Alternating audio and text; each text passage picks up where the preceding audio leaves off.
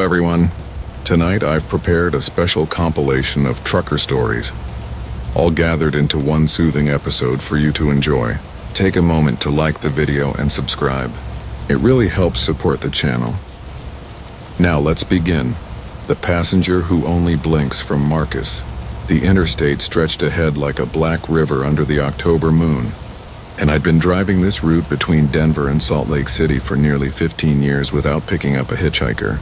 Company policy strictly forbade it, and I'd always been a by-the-book kind of driver. But something about the woman standing beneath that flickering truck stop sign made me ease my 18-wheeler to a slow, grinding halt on the shoulder of Highway 80.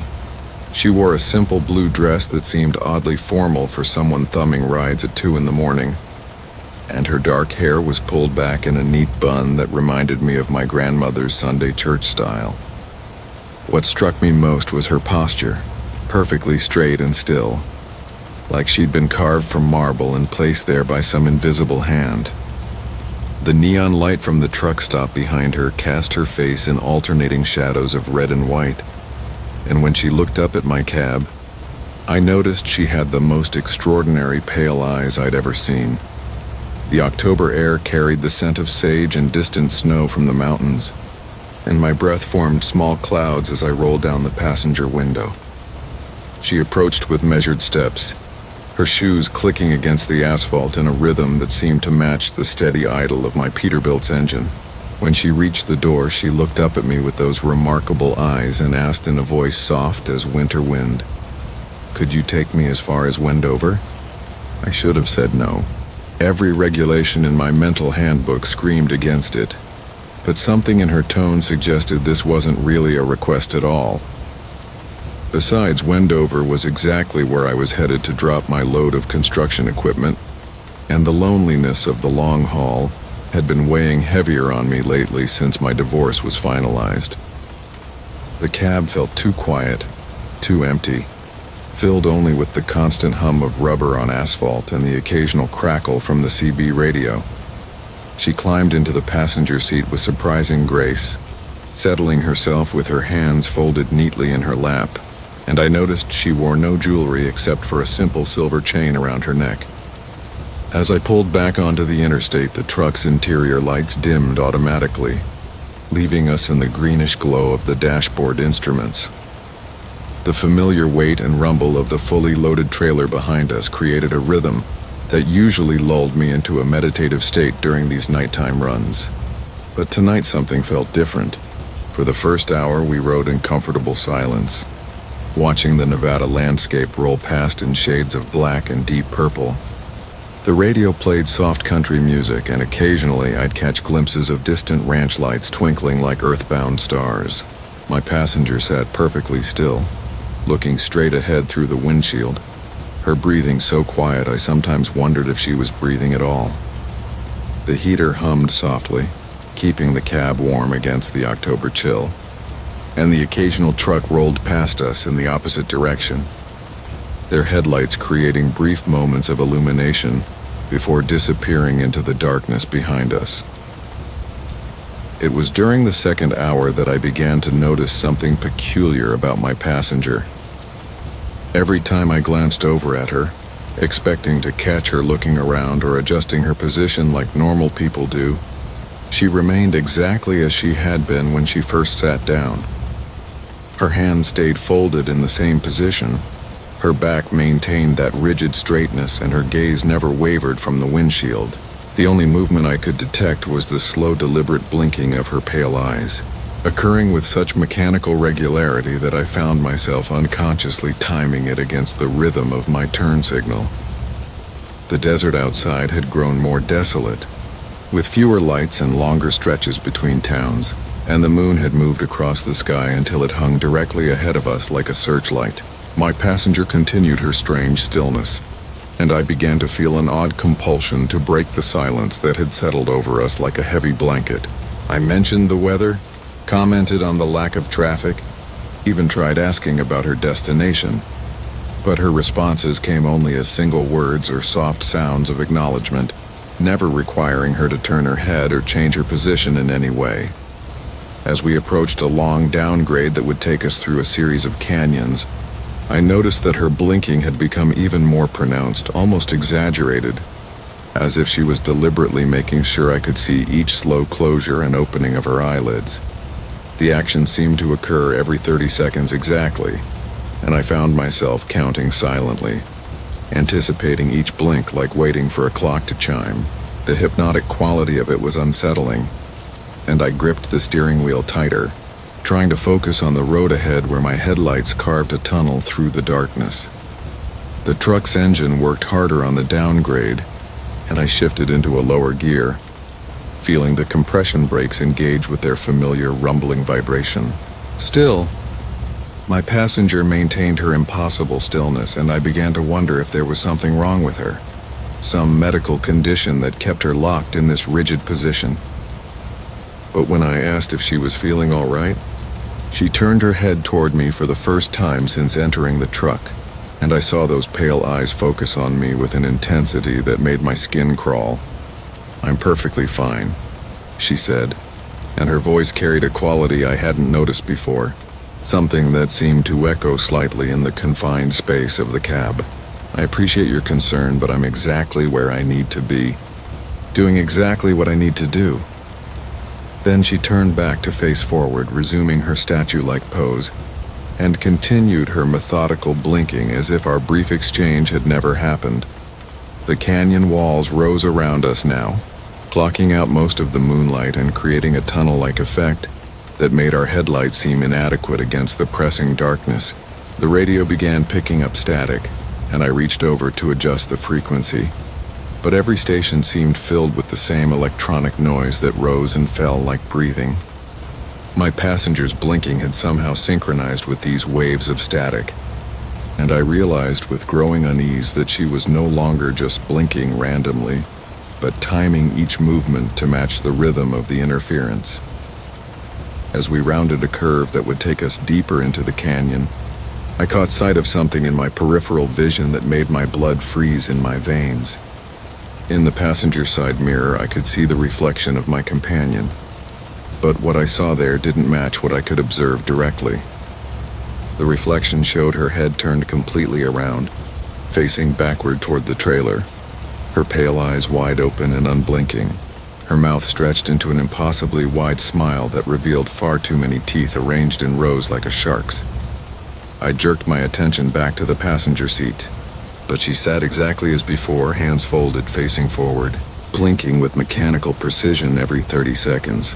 When I looked back at the mirror, her reflection had returned to normal, matching her actual position, but I could swear I caught the faintest trace of that terrible smile lingering at the corners of her mouth.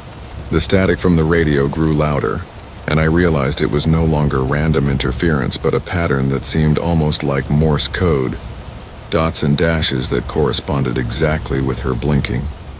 The temperature in the cab had begun to drop despite the heater running at full blast, and I could see my breath forming small clouds with each exhalation. My passenger showed no signs of being affected by the cold, maintaining her precise posture and continuing her rhythmic blinking as if nothing had changed. The canyon wall seemed to be closing in around us, and I had the disturbing sensation that we were descending much deeper than the road should have allowed, as if the highway itself was taking us into places that existed far below the normal world. When I finally saw the lights of Wendover appearing in the distance like a mirage of warmth and safety, I felt a relief so profound it was almost painful. But as I began to slow the truck for the exit, my passenger spoke for the second time during our journey, her voice now carrying harmonics that seemed to come from multiple sources at once. "This will do perfectly," she said, and when I looked over at her, I saw that her pale eyes had begun to glow with their own faint light, pulsing in rhythm with her blinking. "You've been so very helpful, Marcus. More helpful than you know." The fact that she knew my name, which I was certain I had never mentioned, sent ice water through my veins, but I was so focused on reaching the truck stop ahead that I almost missed her next words. "I'll be seeing you again very soon on your return trip," she said as I pulled into the parking area and brought the truck to a stop. same time, same place. We have so much more traveling to do together. I turned to ask her what she meant, but the passenger seat was empty, the door still closed and locked as it had been throughout our journey. The only evidence that anyone had been there at all was a slight depression in the seat cushion and the lingering scent of something I couldn't quite identify, something that reminded me of old graveyards and deep forgotten places. The writhing asphalt from Marcus Chendi. GPS flickered for the third time in an hour as I guided my Peterbilt 379 down the seemingly endless stretch of Highway 447 through Nevada's remote basin country. The digital display kept recalibrating my position, showing me miles ahead of where I should have been, then placing me back where I started, as if the road itself couldn't decide where it wanted me to go. Rain had been falling steadily since Reno, an unusual occurrence for this desert corridor, turning the normally dusty landscape into something alien and strange. The droplets drummed against my windshield in an oddly rhythmic pattern, almost hypnotic in their consistency, while my wipers swept back and forth in their eternal dance. I had been hauling refrigerated pharmaceuticals for the better part of 15 years, and this route from Reno to Las Vegas was one I knew like the back of my weathered hands. Every truck stop, every mile marker, every gentle curve in the asphalt was as familiar to me as my own reflection. But tonight, something felt fundamentally different about this stretch of road. Something that made my spine tingle with an unease I couldn't quite name. The rain seemed to make the asphalt shimmer and move in ways that defied the steady rhythm of my headlights, creating patterns that looked almost organic, almost alive. My CB radio crackled with static, occasionally picking up fragments of conversations from other drivers somewhere out there in the darkness. Their voices sounded distant and distorted, as if they were calling from the bottom of a deep well rather than from the cabs of their trucks.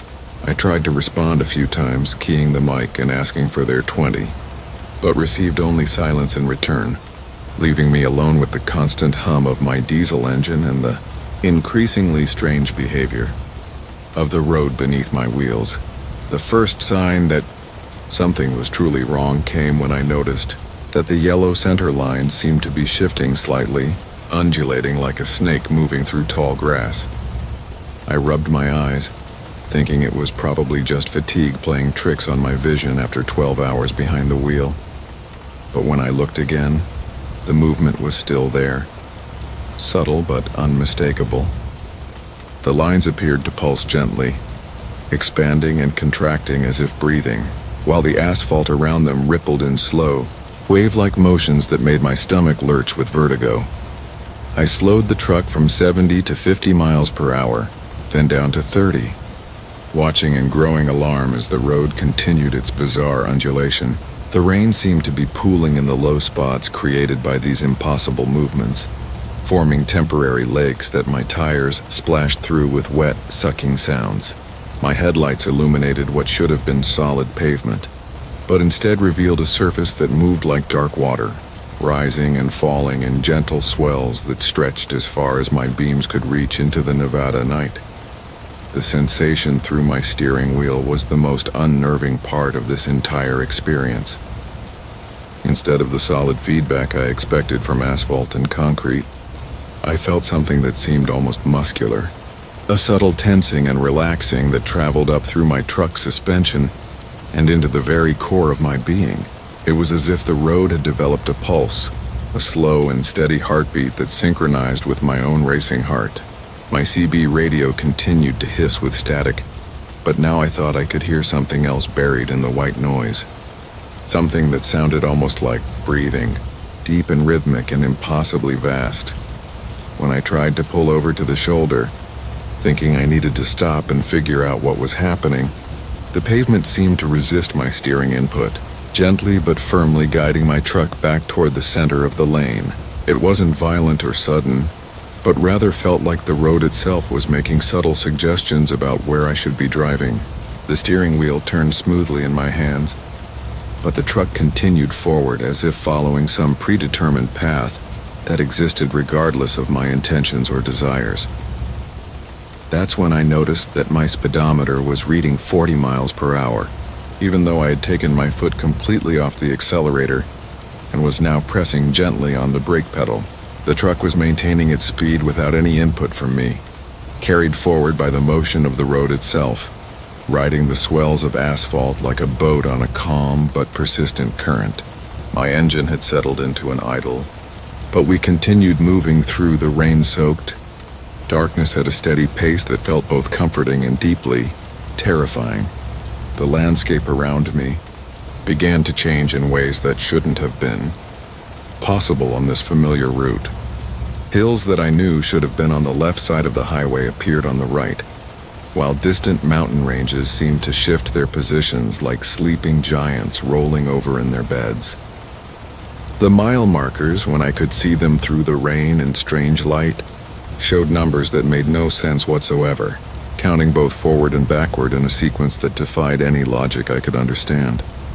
My fuel gauge hadn't moved in over an hour, despite the fact that my engine was still running and my truck was still moving.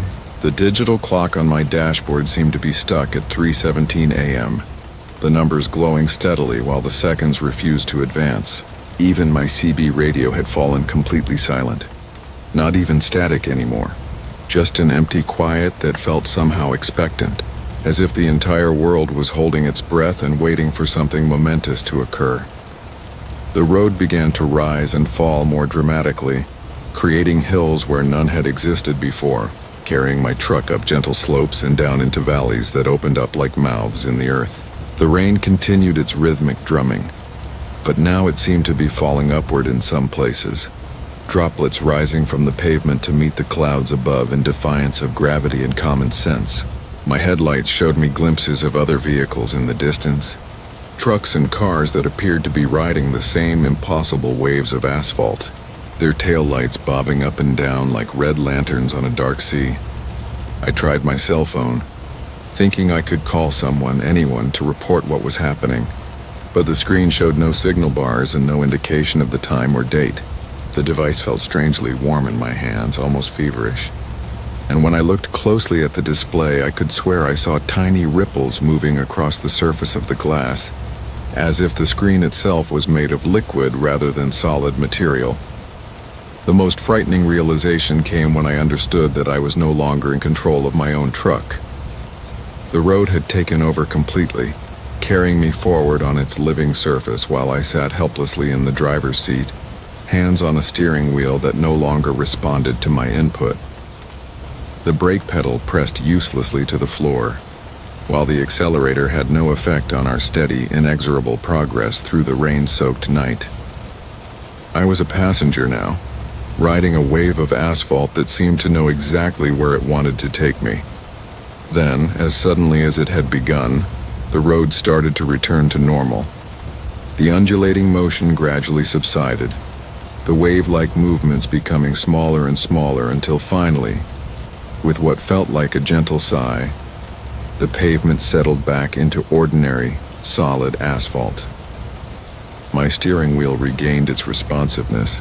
My speedometer dropped to match the pressure of my foot on the accelerator, and my CB radio burst back to life with the familiar chatter of drivers somewhere out there in the Nevada darkness. I pulled over at the first truck stop I saw, my hands shaking as I parked and shut down the engine. The rain had stopped, and when I climbed down from my cab to walk around the truck, everything appeared completely normal. The asphalt was solid beneath my boots, showing no sign of the impossible movements I had experienced. Other drivers were fueling their trucks and going about their business as if nothing unusual had happened, as if the road hadn't just been alive and breathing beneath our wheels. But when I looked back at Highway 447, stretching away into the darkness behind me, I could swear I saw it moving again just slightly, just enough to make me wonder if I had truly escaped, or if the road was simply waiting patiently for me to return. My logbook showed that I had lost 3 hours somewhere in that strange journey. 3 hours that existed nowhere in my memory, except as the feeling of pavement that breathed and moved like something alive. And sometimes, late at night when I'm driving through remote stretches of highway, I feel that familiar tremor through my steering wheel and wonder if the road remembers me too, the exit that leads nowhere. From Marcus, the GPS kept insisting exit 247 existed, even though I'd been driving this stretch of Interstate 40 through New Mexico for the better part of 15 years. The blue dot on my phone's screen showed my Peterbilt approaching the off-ramp with mechanical certainty, the synthetic voice preparing to announce the turn I knew wasn't there. Outside my windshield, the desert stretched endlessly under a canopy of stars so bright they seemed to pulse with their own heartbeat, and the familiar hum of my engine provided the only soundtrack to another lonely night haul. I was running a load of electronics from Phoenix to Amarillo, making good time despite the headwind that had been buffeting my trailer for the past 100 miles.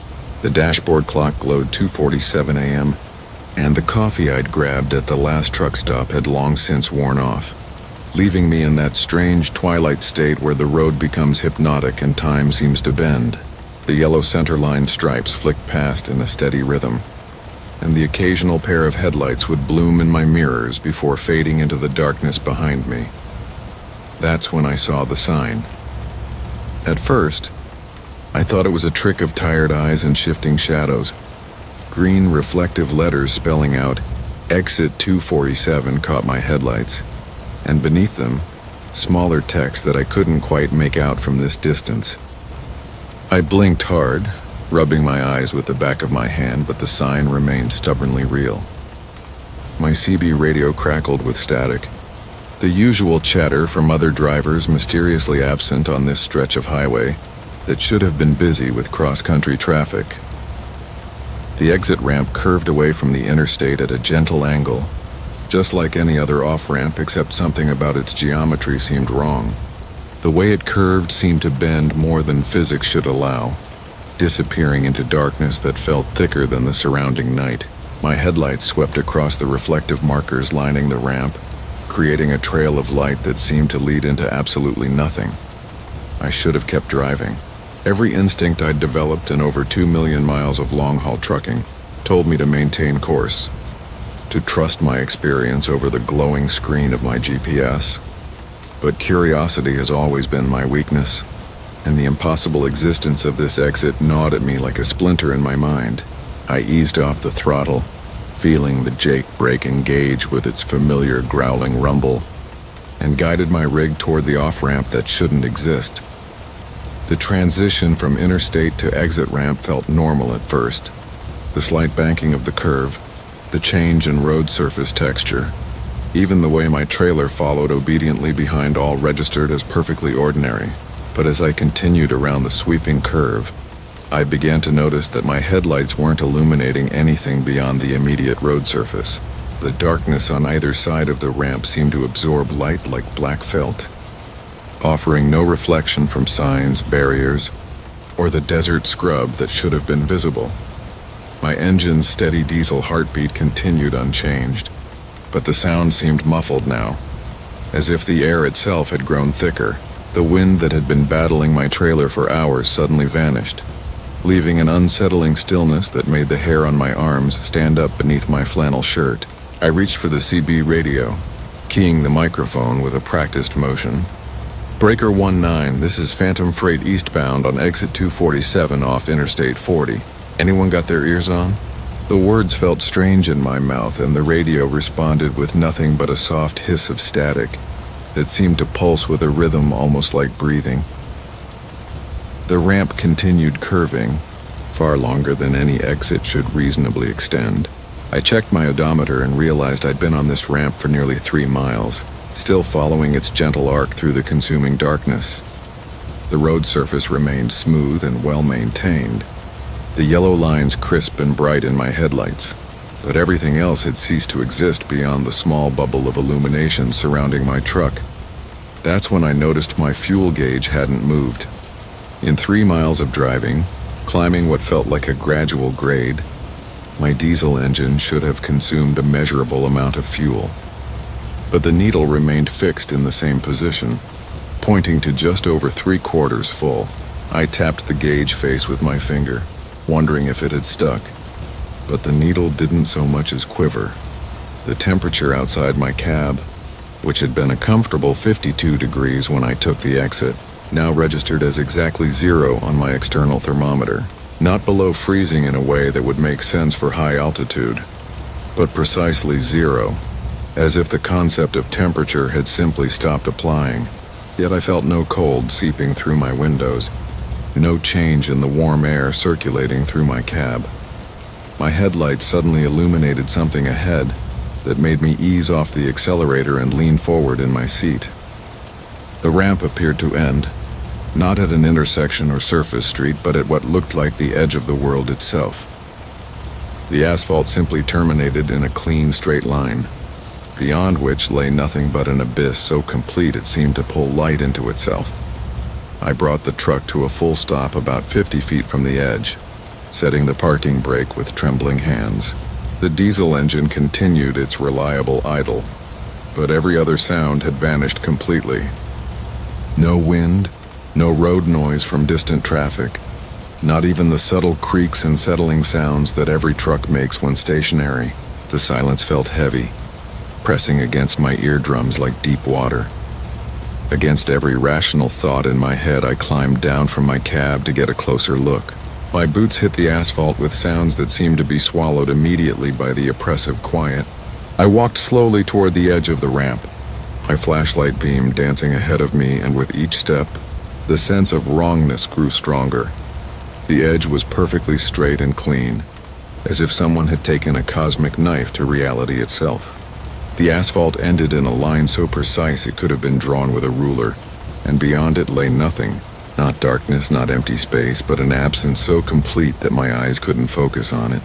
It was like trying to look at the concept of nothing itself. I knelt down and picked up a small stone from the roadside, hefting its familiar weight in my palm before tossing it over the edge. I watched it leave the illuminated area around my truck and simply cease to exist.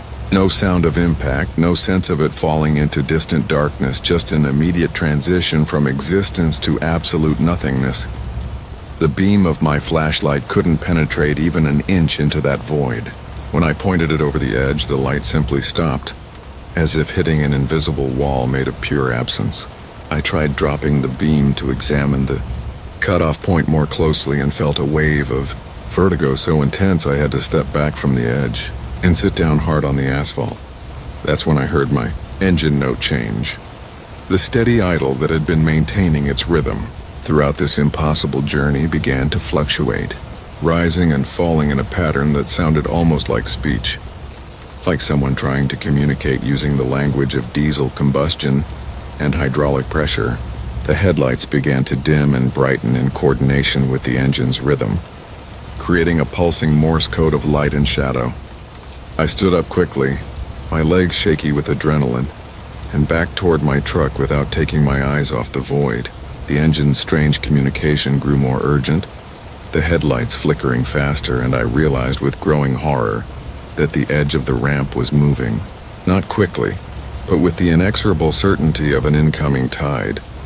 The line of nothingness crept closer to where my truck sat idling. I ran the remaining distance to my cab, hauling myself up into the driver's seat with more speed than grace. My hands found the gear shift and I threw the transmission into reverse, but when I pressed the accelerator, nothing happened. The engine responded normally, RPMs climbing as requested, but the truck remained stationary.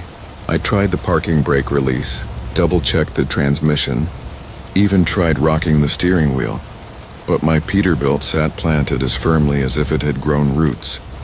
The edge continued its patient advance, now close enough that I could see my front bumper beginning to extend over the void. The chrome reflected my headlights back at impossible angles, creating patterns of light that hurt to look at directly. My CB radio suddenly roared to life, filling the cab with voices speaking in languages I didn't recognize. Overlapping conversations that might have been warnings or invitations or something else entirely. In desperation, I tried the one thing that made no logical sense but felt absolutely right. I shifted into drive and pressed the accelerator, aiming my truck directly at the void. Instead of plunging into nothingness, my headlights suddenly illuminated the familiar yellow lines of Interstate 40. And with a sensation like breaking through the surface of deep water, my truck surged forward onto solid pavement, the mile that remembers. From Jake Morrison, the CB radio had been crackling with static for the better part of an hour as I guided my Peterbilt down Interstate 80 through the Nevada desert. It was one of those autumn nights where the air held just enough chill to fog the windshield at the edges, and the heater's steady hum mixed with the diesel engine's rumble created a rhythm that usually helped pass the lonely miles. I'd been driving this route between Sacramento and Denver for nearly 15 years, knew every truck stop, every way station, every peculiar landmark that broke up the endless stretches of asphalt and sagebrush. The load I was hauling was nothing special, just automotive parts bound for a warehouse outside of Salt Lake City. The kind of freight that paid the bills without causing much excitement. My dispatcher had warned me about construction delays near Reno, but traffic had been surprisingly light, and I was making good time despite leaving 3 hours behind schedule.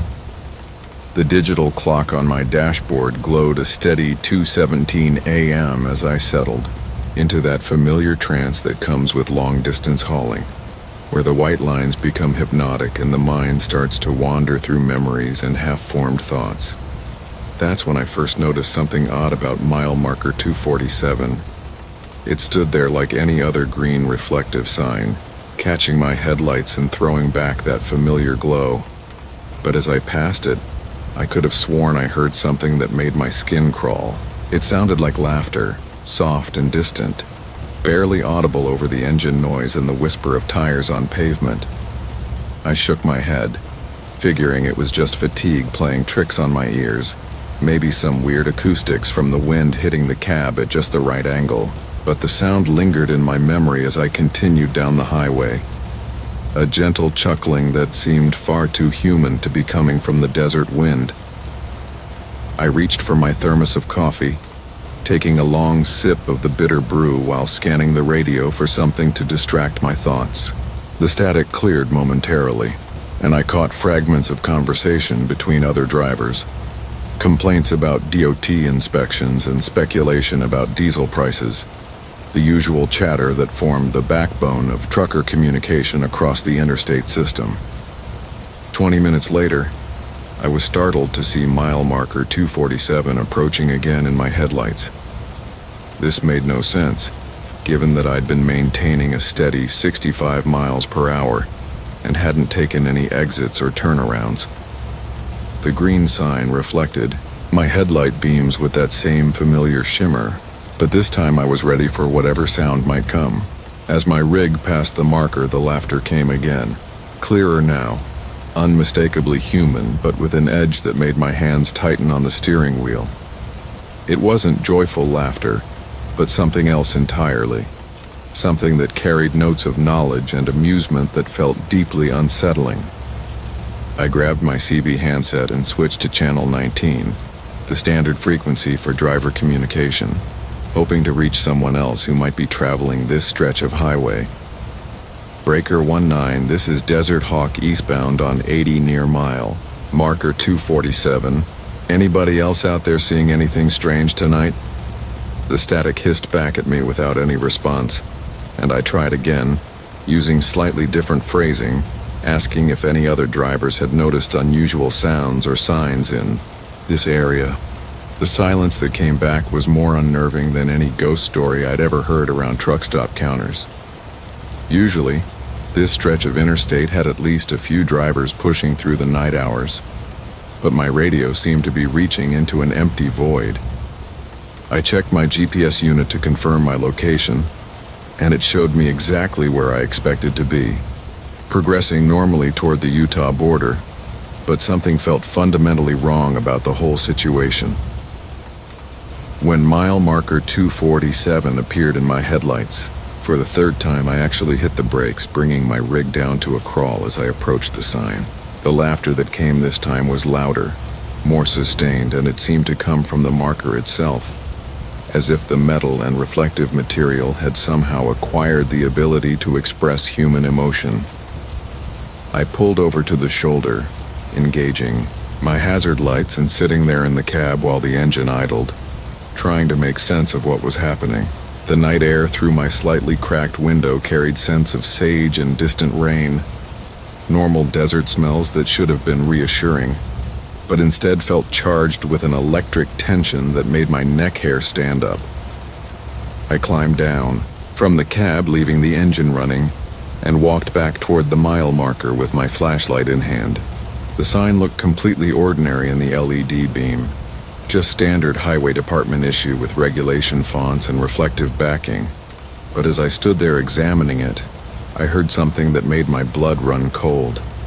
It was laughter again, but this time it was coming from multiple sources, as if the marker had somehow multiplied, or as if whatever was causing the sound had invited friends to join in the amusement.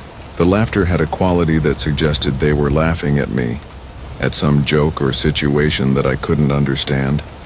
And the longer I listened, the more I became convinced that they knew something about my future that I didn't. I hurried back to my truck and put it in gear, determined to push past whatever strange phenomenon was affecting this stretch of highway.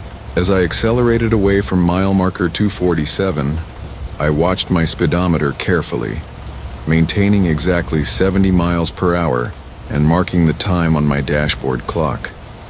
The desert landscape rolled past my windows in the familiar pattern of Joshua, trees and low hills, and for several minutes I began to believe that whatever had been happening was finally over. But when the green sign appeared once again in my headlight beams, I felt a panic that went deeper than anything I'd experienced in 15 years of long-haul driving. The laughter that came as I passed was louder now, almost celebratory, and it was joined by what sounded like applause, as if an invisible audience was showing appreciation for some performance I was unwittingly giving. I pressed harder on the accelerator, pushing my rig well above the speed limit, desperate to put distance between myself and that cursed marker. The fuel gauge showed I had plenty of diesel, and my GPS continued to indicate normal progress along Interstate 80. But some part of my mind was beginning to understand that I was trapped in something that followed different rules than the physical world I thought I knew. The mile marker wasn't just laughing at me, it was holding me, keeping me in some kind of loop that defied explanation but felt absolutely real in its effects. On the fifth pass, I tried something different. Instead of speeding past the marker, I brought my truck to a complete stop directly beside it and rolled down my window. The laughter that came was now so loud it seemed to vibrate through the cab's metal walls. But this time I thought I could detect something else underneath the sound. Something that might have been trying to communicate rather than simply mock. "What do you want?" I called out into the desert night, feeling foolish but desperate for any kind of understanding. The laughter stopped abruptly, replaced by a silence so complete it made my ears ring. Then, in a voice that seemed to come from the marker itself, I heard words that chilled me to the bone. "Just remembering all the drivers who've passed this way, Jake. Just remembering and laughing about where their roads eventually led them." I didn't wait to hear anything else. I slammed my truck into gear and pushed the accelerator to the floor, watching my speedometer climb past 80, past 90, past speeds that were dangerous for a fully loaded rig on a desert highway.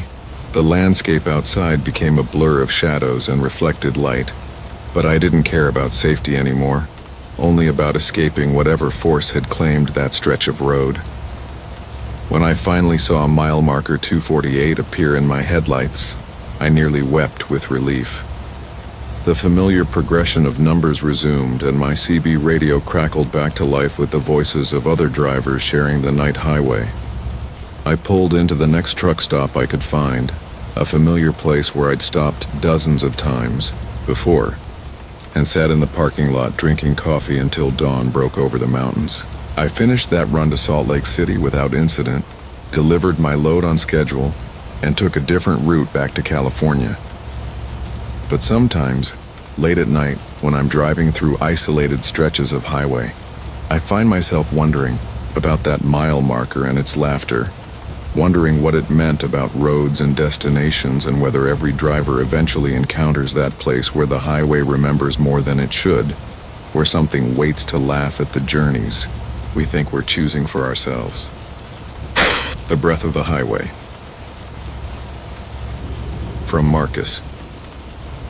The first thing you learn about driving a Peterbilt 379 across the Midwest is that she breathes differently than other trucks. The engine has this particular rhythm, a steady inhale and exhale that becomes your heartbeat after enough miles. I've been listening to that rhythm for 15 years, hauling grain and machinery from Nebraska to Minnesota and back again, and I thought I knew every sound she could make. That was before the night I encountered the fog that shouldn't exist. It started on Highway 20, somewhere between Fort Dodge and Waterloo. Showa. The digital clock on my dashboard read 2:47 a.m., and I was making good time despite the light drizzle that had been following me since Des Moines. The windshield wipers moved in their hypnotic cadence, sweeping away the moisture in perfect arcs while my headlights carved through the October darkness. The heater hummed softly, fighting off the autumn chill that tried to seep through the cab's weather stripping. I remember thinking how peaceful everything felt.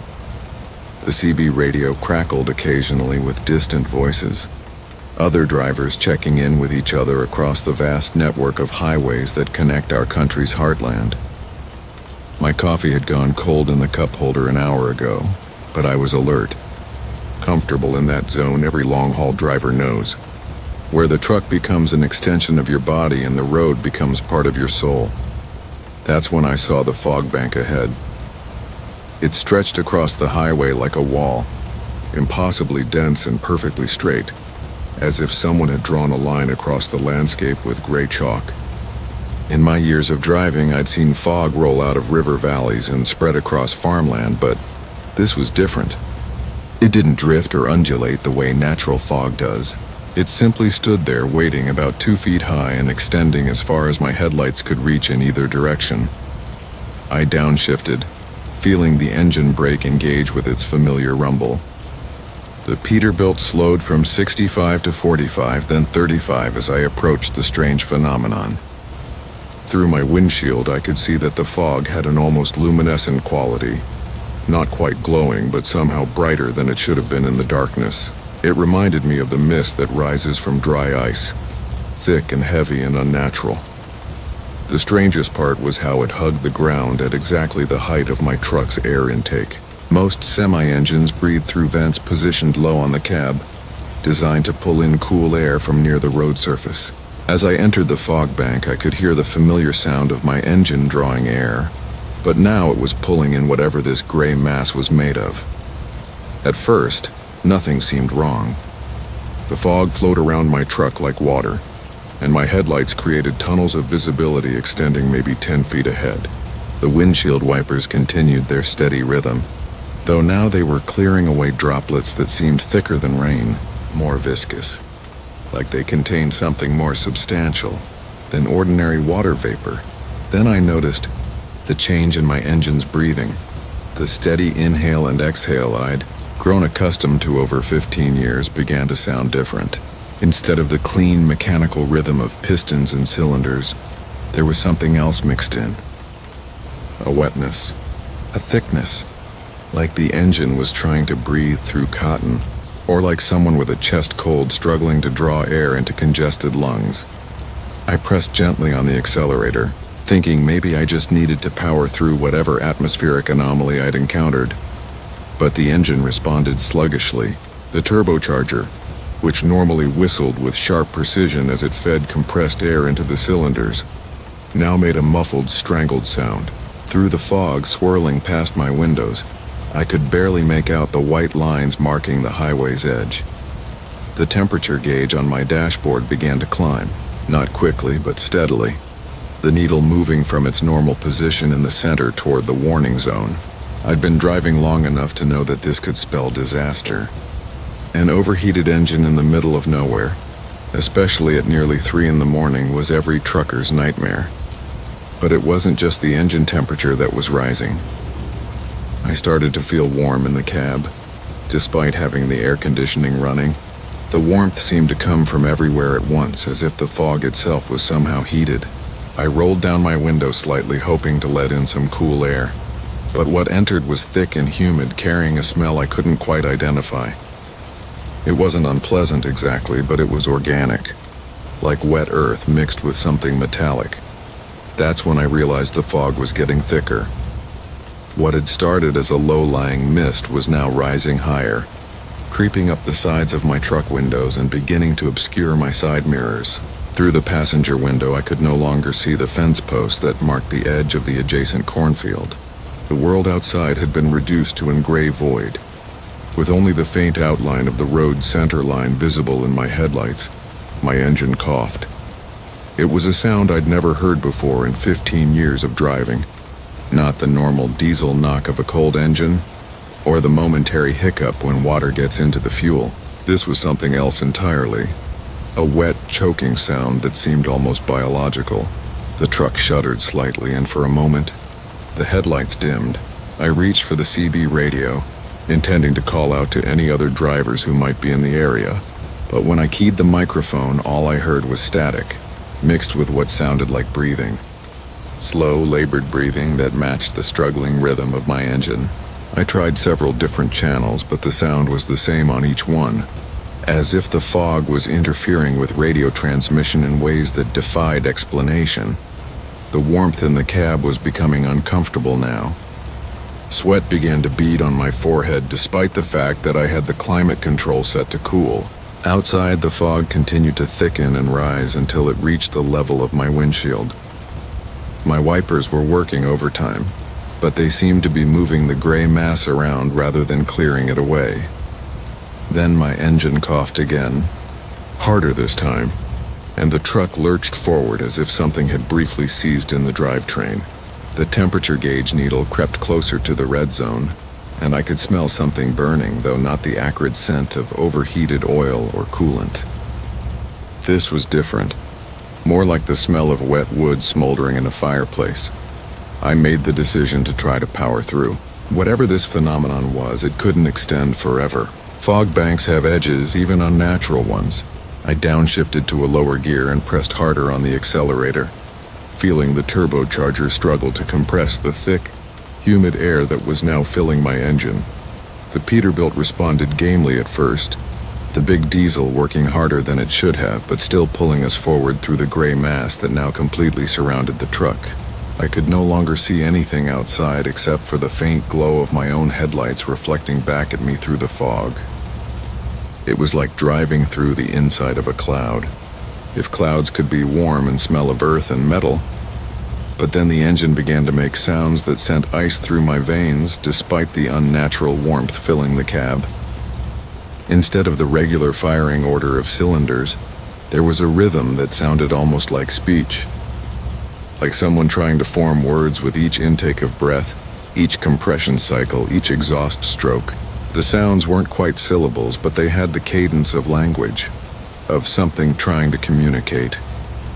My hands were slick with sweat on the steering wheel now. The fog pressed against every window, and I had the disturbing sensation that it was looking in at me, studying me through the glass. The breathing sounds from the CB radio grew louder, more insistent, synchronized with whatever my engine was now doing instead of simply running. The temperature gauge needle touched the red zone, and a warning light flashed on the dashboard. I knew I had maybe minutes before the engine would shut itself down to prevent catastrophic damage, leaving me stranded in whatever this impossible weather phenomenon actually was. But ahead, through the gray mass that filled my vision, I thought I could see a change in the light. Not brighter exactly, but different, less dense. I coaxed every bit of power I could from the struggling engine, listening to it wheeze and choke as it tried to process whatever it was breathing from the fog around us. The truck moved forward with painful slowness, and I began to pray to whatever force governs the highways that I would reach clear air before the engine gave up entirely. The breathing sounds from the radio grew fainter, and I realized with a mixture of relief and lingering unease that the fog was beginning to thin. First, I could make out the white center line again, then the edge markings, then finally the fence posts marking the boundaries of the fields on either side of the highway.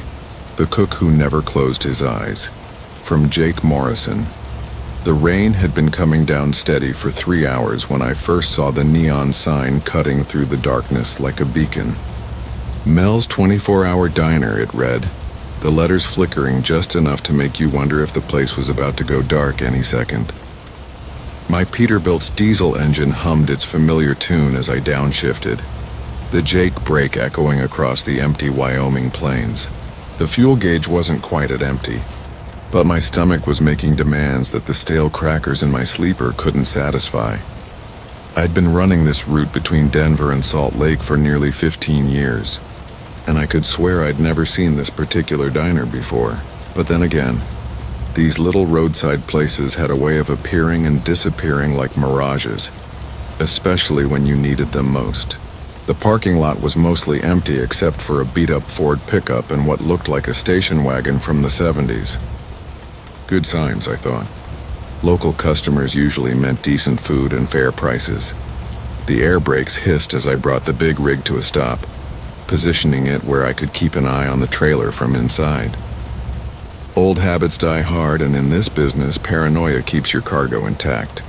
The rain drummed against the cab's roof with increasing intensity, creating that metallic rhythm that could either lull you to sleep or drive you crazy, depending on your state of mind. I grabbed my jacket and made a run for the diner's entrance, my boots splashing through puddles that reflected the scattered neon like broken mirrors. The bell above the door chimed as I stepped inside, shaking the rain from my shoulders. The interior was exactly what you'd expect from a place like this. Red vinyl booths with duct tape repairs, a long counter with spinning stools, and the kind of checkered linoleum that had probably been installed sometime in the Reagan administration. The coffee smelled strong and bitter, mixing with the aroma of grilled onions and bacon grease that seemed to permeate every surface. There were only 3 other customers: an elderly man in overalls nursing a cup of coffee, a middle-aged woman picking at a piece of pie, and a younger guy in a trucker's cap who kept checking his phone. None of them looked up when I entered, which struck me as odd. Usually there's at least a nod of acknowledgement in places like this, a small-town courtesy that makes you feel welcome. The silence felt thick, interrupted only by the soft sizzle coming from the kitchen and the steady patter of rain against the windows. I slid onto a stool at the counter and waited for service. The waitress appeared from somewhere in the back, a tired-looking woman with graying hair pulled into a loose bun. Her name tag read Dolores in faded letters, and she moved with the practiced efficiency of someone who'd been pouring coffee and taking orders for decades. She set a menu in front of me without a word, then filled a cup with coffee that looked strong enough to wake the dead. "What'll it be, hun?" she asked, her voice carrying that particular weariness that comes from too many late-night shifts. I ordered the meatloaf special, figuring it was the safest bet in a place like this.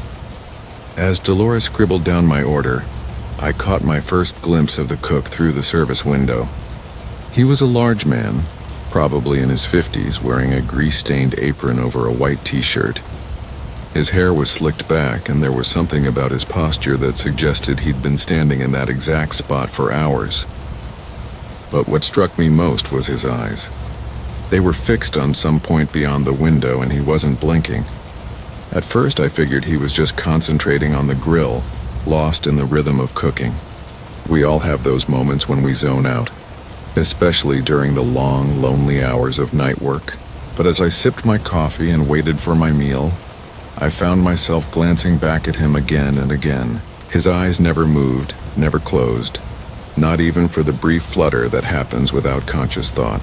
It was like watching a statue that just happened to be flipping burgers and stirring hash browns. Dolores returned with my plate, and I tried to engage her in conversation. "Busy night?" I asked, though the nearly empty diner suggested otherwise.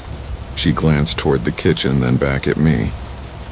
"Charlie keeps us cooking," she said quietly. "Rain or shine, he keeps us cooking all night long." There was something in her tone that made me look at the cook again. Charlie, apparently. He was still standing in the exact same position, his eyes still fixed on that invisible point, still not blinking. I started timing him, counting the seconds as I ate my meatloaf. 30 seconds passed, then a minute, then 2. Most people blink every 3 to 5 seconds without thinking about it. Charlie hadn't blinked once. The meatloaf was decent enough, but I found it hard to concentrate on eating. Every time I looked up, there was Charlie, motionless except for his hands, which moved with mechanical precision as he tended to the grill. His eyes had a glassy quality that reminded me of a doll's eyes, or maybe a fish lying on ice at the market, beautiful in their own way but utterly lifeless. I noticed that the other customers were all eating with the same methodical pace, their movements almost synchronized. Fork to plate, food to mouth, chew, swallow, repeat, like a carefully choreographed dance that none of them seemed aware they were performing. The elderly man hadn't touched his coffee in 20 minutes, but he kept lifting the cup to his lips at regular intervals, taking invisible sips from what must have been an empty mug. "Excuse me," I called to Dolores as she passed. "Is your cook feeling all right? He seems a little, out of it." She stopped and looked at me with an expression that might have been pity, or perhaps fear. "Charlie's been working straight through for 3 days now," she whispered. "Ever since the accident on Highway 80. Says he can't stop cooking until everyone's been fed." I felt a chill that had nothing to do with the rain outside. What kind of accident? But Dolores had already moved away, refilling coffee cups with the same mechanical precision that seemed to affect everyone in the place. I pushed my plate away, suddenly losing my appetite. Through the service window, Charlie continued his endless vigil, his hands moving in constant motion while his eyes remained fixed and unblinking. The rain outside was getting heavier, and I could see my truck through the streaked windows, a reassuring bulk in the parking lot. I reached for my wallet, eager to pay and get back on the road, when I noticed something that made my blood run cold. In the reflection on the window, I could see Charlie clearly, but his eyes weren't looking at some distant point as I'd thought. They were looking directly at me, and they had been the entire time. I spun around to face the service window, but Charlie appeared to be looking straight ahead, just as before. But in the window's reflection, those unblinking eyes were locked onto mine with an intensity that made my skin crawl. I stood up quickly, dropping a 20 on the counter and heading for the door. Dolores called after me, something about change, but I didn't stop to listen. The rain hit me like a cold slap as I stepped outside, but it felt good compared to the oppressive atmosphere inside the diner. I fumbled with my keys, my hands shaking as I tried to unlock the Peterbilt's door. Behind me, the diner's neon sign flickered and buzzed, casting weird shadows across the empty parking lot. I climbed into the cab and started the engine, eager to put distance between myself and Mel's 24-hour diner. But as I put the truck in gear, I couldn't resist one last look through the rain-streaked windshield. Charlie was standing at the front window now, and there was no mistaking where he was looking. His eyes were fixed on me, wide and unblinking, as if he were memorizing every detail of my face. As I pulled out of the parking lot, I caught a glimpse of something in my side mirror that made me press harder on the accelerator. The other customers were standing at the window too, all of them watching my departure with the same glassy, unblinking stare. Even Dolores was there, her tired face pressed against the glass, her eyes reflecting the red neon like tiny warning lights. I drove through the night, not stopping until I reached Salt Lake City 12 hours later. When I tried to find Mel's diner on my map, using the mile markers I remembered, there was nothing marked there but empty plains. I called the state highway department, thinking maybe it was new and hadn't made it onto the official maps yet. The voice that knows. From Marcus Reed, the CB radio crackled to life just past midnight as I merged onto Interstate 80, heading west through Nebraska with a load of auto parts bound for Denver.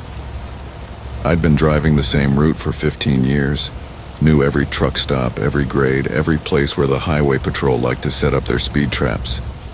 The familiar weight of the 18-wheeler settled into the rhythm of the road beneath me, diesel engine humming its steady lullaby while the headlights carved through the darkness ahead. I reached for the CB handset, more out of habit than necessity. The night was clear, traffic was light, and I was making good time. Still, the radio had always been a comfort during these long hauls.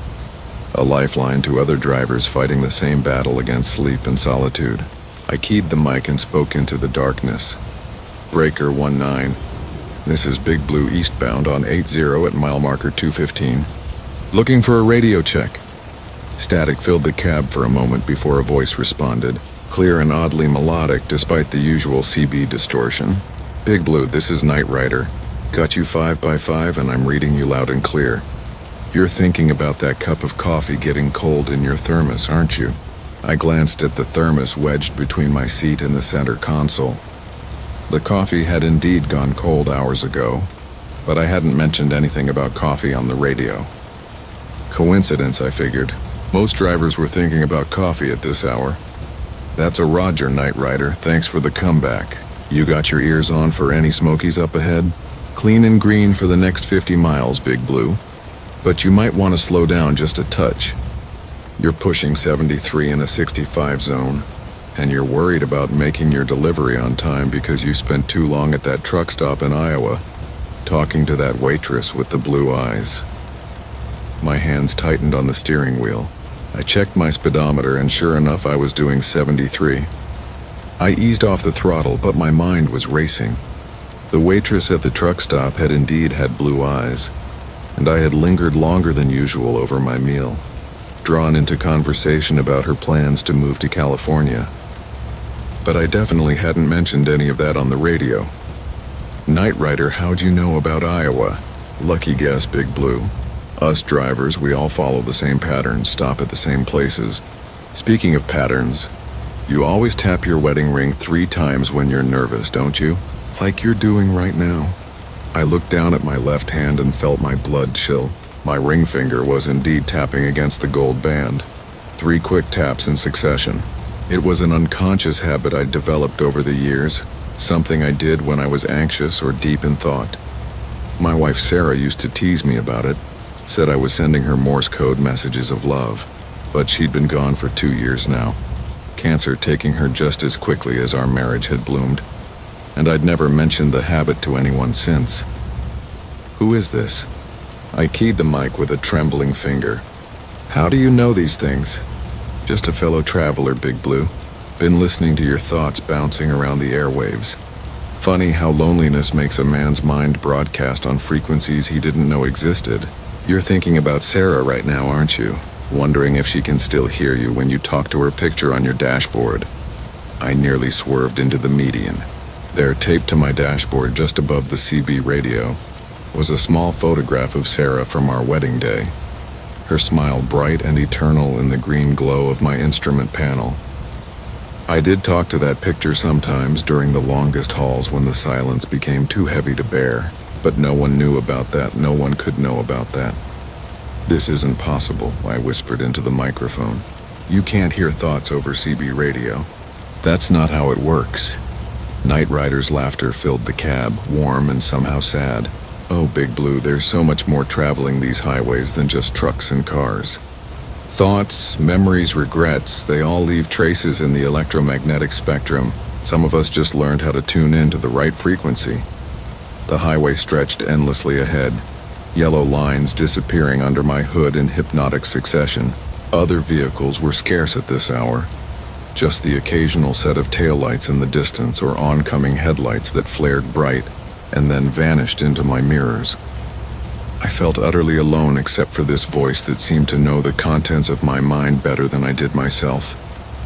What do you want? I asked, though part of me was afraid to hear the answer. Want? I don't want anything, Big Blue. I'm just here listening to the symphony of thoughts that plays along these highways every night. Your mind is particularly loud tonight. All that guilt you carry about Sarah. Wondering if you could have done something different.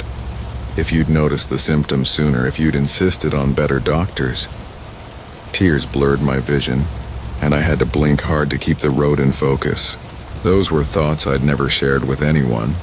The crushing weight of what-ifs that had driven me to spend more and more time on the road, running from a house that felt too empty, from memories that hurt too much to face. Stop it, I said. Just stop. You can't run from it forever, Big Blue. Sooner or later, you'll have to go home and face that empty house. Face the closet you haven't cleaned out. The voicemails you saved on your phone just to hear her voice. The wedding ring you still wear even though she told you to find happiness again. The truck felt like it was closing in around me. The familiar comfort of the cab had become a prison, and Knight Rider's voice seemed to be coming from everywhere at once. Not just the radio, but from the very air itself. I reached for the CB's power switch, but Knight Rider's voice stopped me. Turning off the radio won't make me go away, Big Blue. I'm not just in your CB anymore. I'm in your head now, following the trail of thoughts you've been broadcasting for months. Every mile you drive, every conversation you have with Sarah's picture, every time you wonder if death is just another kind of highway, you send out signals that some of us can follow. I pulled the CB handset from its clip and spoke with as much authority as I could muster. I don't know what kind of sick game this is, but it ends now. I'm switching channels. Go ahead, Big Blue. Try channel 19, try channel 9, try any frequency you want. I'll be there because I'm not really on the radio anymore. I'm riding along with you now, settled into that voice in your head that never stops asking questions you can't answer. With shaking hands, I switched to channel 19, the main trucker's channel. The static cleared and immediately Knight Rider's voice filled the cab again, unchanged. Still here, Big Blue. Want to try another channel? I switched to channel 9, the emergency frequency. Knight Rider was there too, his voice now seeming to come from multiple speakers simultaneously, creating an echo effect that made the cab feel like a cathedral of sound. You're starting to understand now, aren't you, Big Blue? This isn't about radio waves anymore. This is about the frequency of loneliness, the bandwidth of grief. You've been transmitting on that frequency for so long, you attracted something that feeds on it. The steering wheel was slick with sweat under my palms. Outside, the Nebraska landscape rolled by in endless darkness, farmland and prairie stretching to horizons I couldn't see. Mile markers flashed past in the peripheral glow of my headlights, but they seemed to be moving backward now, as if I were somehow traveling in reverse despite the forward motion of the truck. What are you? I asked, though I wasn't sure I wanted to know. I'm what happens when loneliness reaches a critical mass, Big Blue. I'm the echo of every driver who's ever spent too many nights on the road thinking too hard about what they've lost. Every widow who talks to empty rooms. Every parent who still sets a place at the table for a child who's never coming home. Every soul who broadcasts their pain into the darkness hoping someone will answer. Eventually, all those signals combine into something new. Something that can reach back across the static and respond. I tried to focus on driving, on the simple mechanics of keeping the truck between the lines and maintaining speed. But Knight Rider's presence seemed to be growing stronger, more real.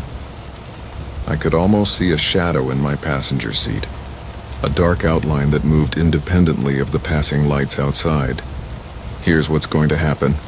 Big Blue, you're going to keep driving and I'm going to keep listening. The cold that burns. From Marcus Kellaway, the fuel gauge needle sat pinned against empty when I pulled into that nameless truck stop somewhere between Billings and Miles City, Montana.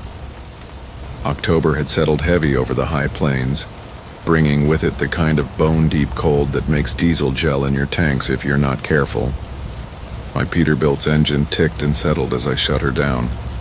The familiar sounds of cooling metal mixing with the whistle of wind across the prairie. The truck stop's neon sign buzzed and flickered overhead, casting nervous shadows that danced across the cracked asphalt. I'd been running this route for 15 years, hauling everything from cattle feed to construction equipment across the northern tier states, but I'd never stopped at this particular fuel island before. It wasn't that it was new exactly. The weathered concrete and faded paint suggested it had been here for decades. Something about it just never seemed to catch my attention until tonight, when my fuel situation left me no choice but to pull off the interstate and hope they were still open. The attendant who emerged from the small building moved with the careful deliberation of someone fighting against the cold. He was bundled in layers of flannel and canvas, his breath streaming white in the frigid air. What struck me as odd was how he seemed to shiver constantly, even after he'd been moving around working the pumps. His hands shook as he approached my cab, and when I rolled down the window to tell him to fill both tanks, his voice came out in stuttering bursts between chattering teeth. "Cold night," I offered, trying to make conversation as he began the process of fueling my rig. The diesel pump hummed to life with a sound that seemed somehow different from what I was used to. A deeper thrumming that I could feel in my chest as much as hear with my ears. "Gets colder," he replied, his words barely audible over the wind. "Fuel's been acting strange lately. Company says it's the new winter blend, but I've never seen anything like it."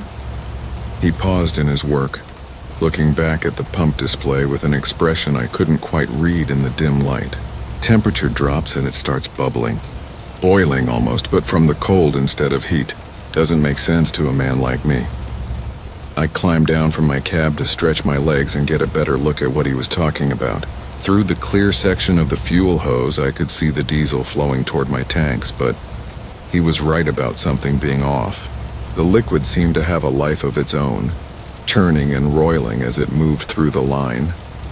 Tiny bubbles formed and burst against the walls of the hose, and the whole stream had a silvery quality that caught and reflected the overhead lights in ways that made my eyes water if I stared too long. "How long has it been like this?" I asked, but when I looked up, the attendant had retreated back toward the building, hunched shoulders disappearing through a door marked "Employees Only." The fuel continued to flow into my tanks, the pump's digital display rolling steadily upward as gallons accumulated. I could hear the liquid hitting the bottom of my fuel tank, but it didn't sound right either. Instead of the usual splash and gurgle of diesel finding its level, there was a hissing, almost sizzling quality to the sound, like water hitting a hot skillet. The numbness started in my fingertips while I waited for the tanks to fill. At first, I assumed it was just the cold working through my gloves, but as the sensation spread up my arms, I realized it felt more like the opposite of frostbite. Where the cold usually caused a burning sensation, this felt like ice that somehow made my skin tingle with warmth. I pulled off one glove to examine my hand in the light, and my skin appeared normal. But when I touched the metal handle of the fuel nozzle, the contact sent a jolt of sensation up my arm that was neither pleasant nor entirely unpleasant. The pump finally clicked off, signaling that my tanks were full, but when I went to replace the nozzle in its cradle, a few drops of the strange fuel spilled onto the concrete at my feet. The droplets hit the pavement and immediately began to steam, creating small clouds of vapor that rose and dissipated in the cold air. The concrete itself seemed to react to the contact, developing a pattern of hairline cracks that spread outward from each drop like spider webs. I should have driven away then.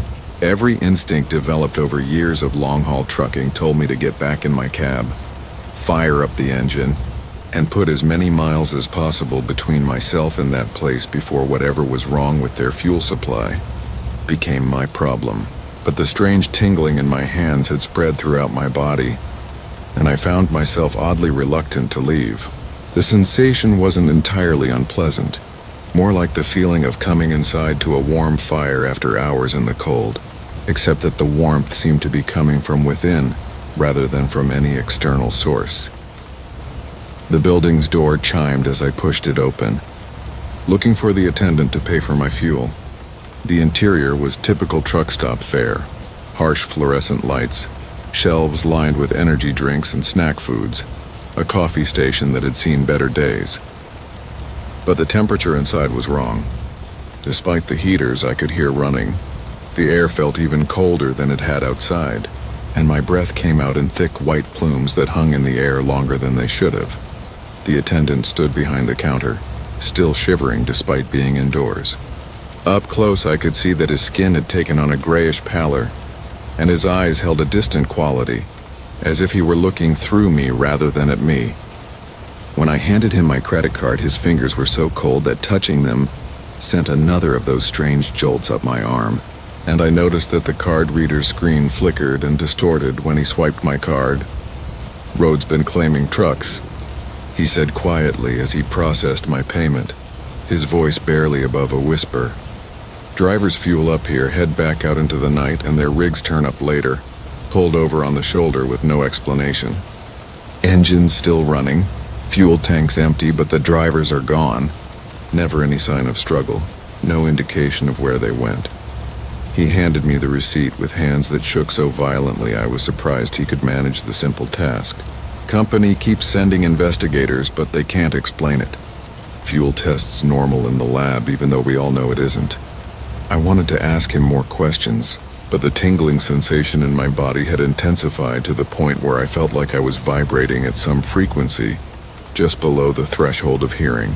My vision had begun to take on the same silvery quality I'd noticed in the fuel, and the edges of my perception seemed to blur and shift in ways that made the familiar interior of the truck feel alien and threatening. The walk back to my truck felt like it took hours, though my watch insisted only minutes had passed. The fuel-stained concrete where I'd parked showed more of those spiderweb crack patterns, spreading outward in increasingly complex geometries that hurt to look at directly. My Peterbilt sat exactly where I'd left it, but something about its proportions seemed slightly off, as if the angles had shifted in subtle ways that my brain couldn't quite process. The engine turned over immediately when I twisted the key, but the sound it made was wrong.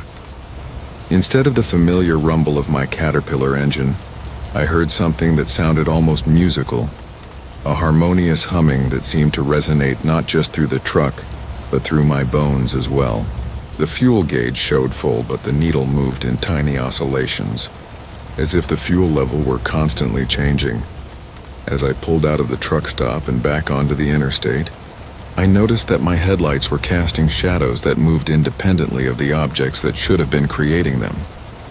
The road ahead appeared normal in every way I could consciously identify, but something deep in my hindbrain kept insisting that I was driving through territory that no human was meant to traverse.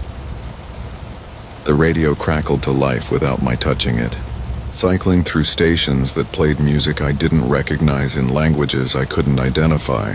The CB radio joined in, filling the cab with fragments of conversations that seemed to be coming from drivers who were discussing routes through cities I'd never heard of, roads that connected places that couldn't possibly exist in the same geographical space.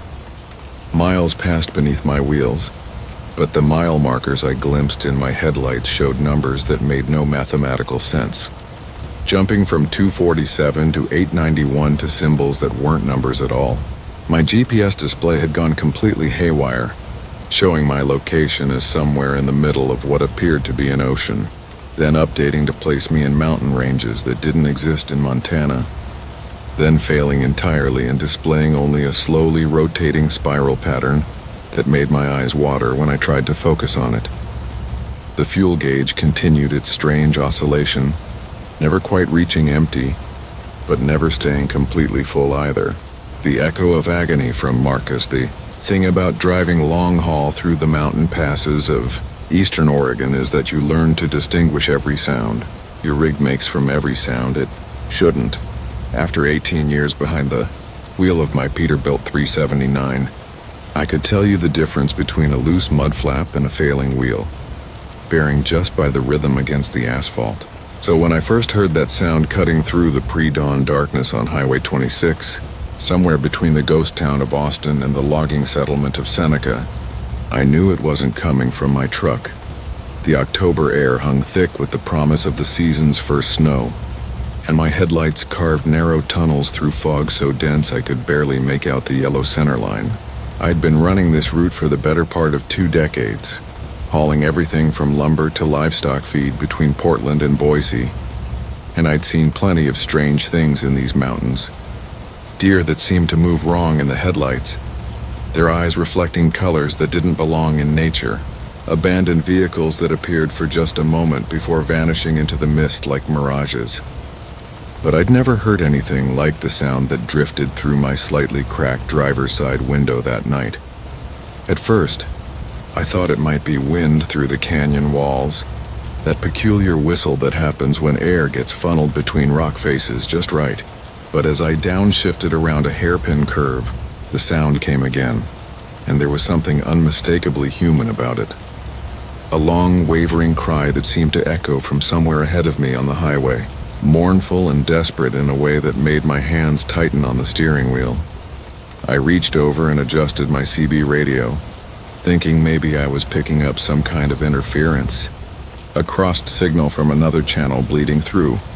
Static crackled through the speaker, punctuated by the occasional burst of conversation from drivers still hours away from my position. But the sound I'd heard hadn't come through the radio.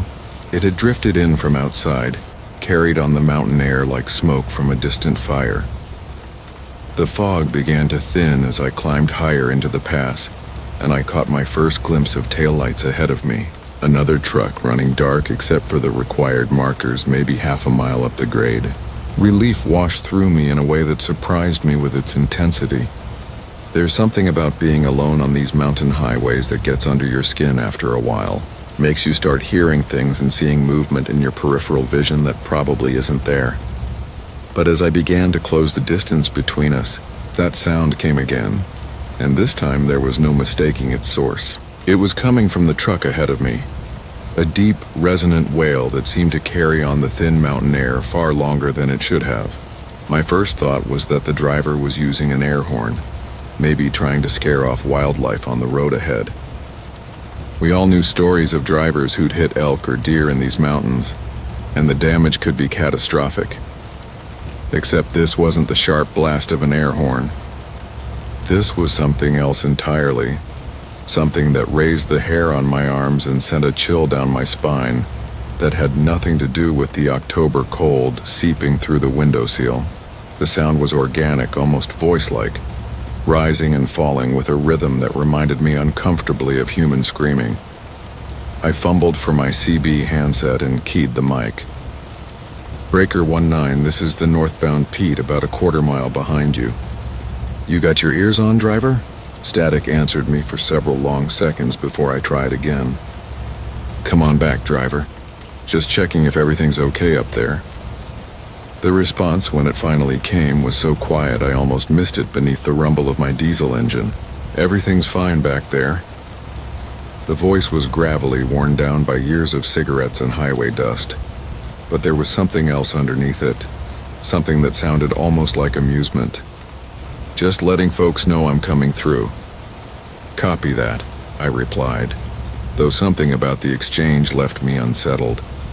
The phrasing was odd, formal in a way that most truckers weren't, especially on the CB. And there had been something about his voice, a quality I couldn't quite identify that made me want to slow down and let more distance open up between us. But the mountain highway didn't offer many opportunities for changing speed safely. The grade was steep and winding, with guardrails that separated the roadway from drops that vanished into darkness on one side and granite cliff faces that loomed like sleeping giants on the other.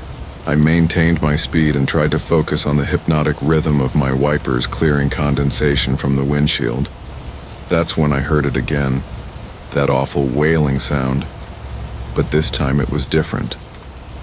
This time it sounded like voices, multiple voices, crying out in harmonies of despair that made my stomach clench with instinctive dread. The sound seemed to bounce off the canyon walls, creating echoes that overlapped and distorted, until I couldn't tell where one voice ended and another began. I grabbed my CB mic again. Hey driver, what kind of horn you got on that rig? That's some serious sound you're putting out there. The response came immediately this time, and I could hear what I was now certain was laughter underneath the words. Nothing special. Just something I picked up at a truck stop outside of Elko. Guy said it would help clear traffic. Clear traffic.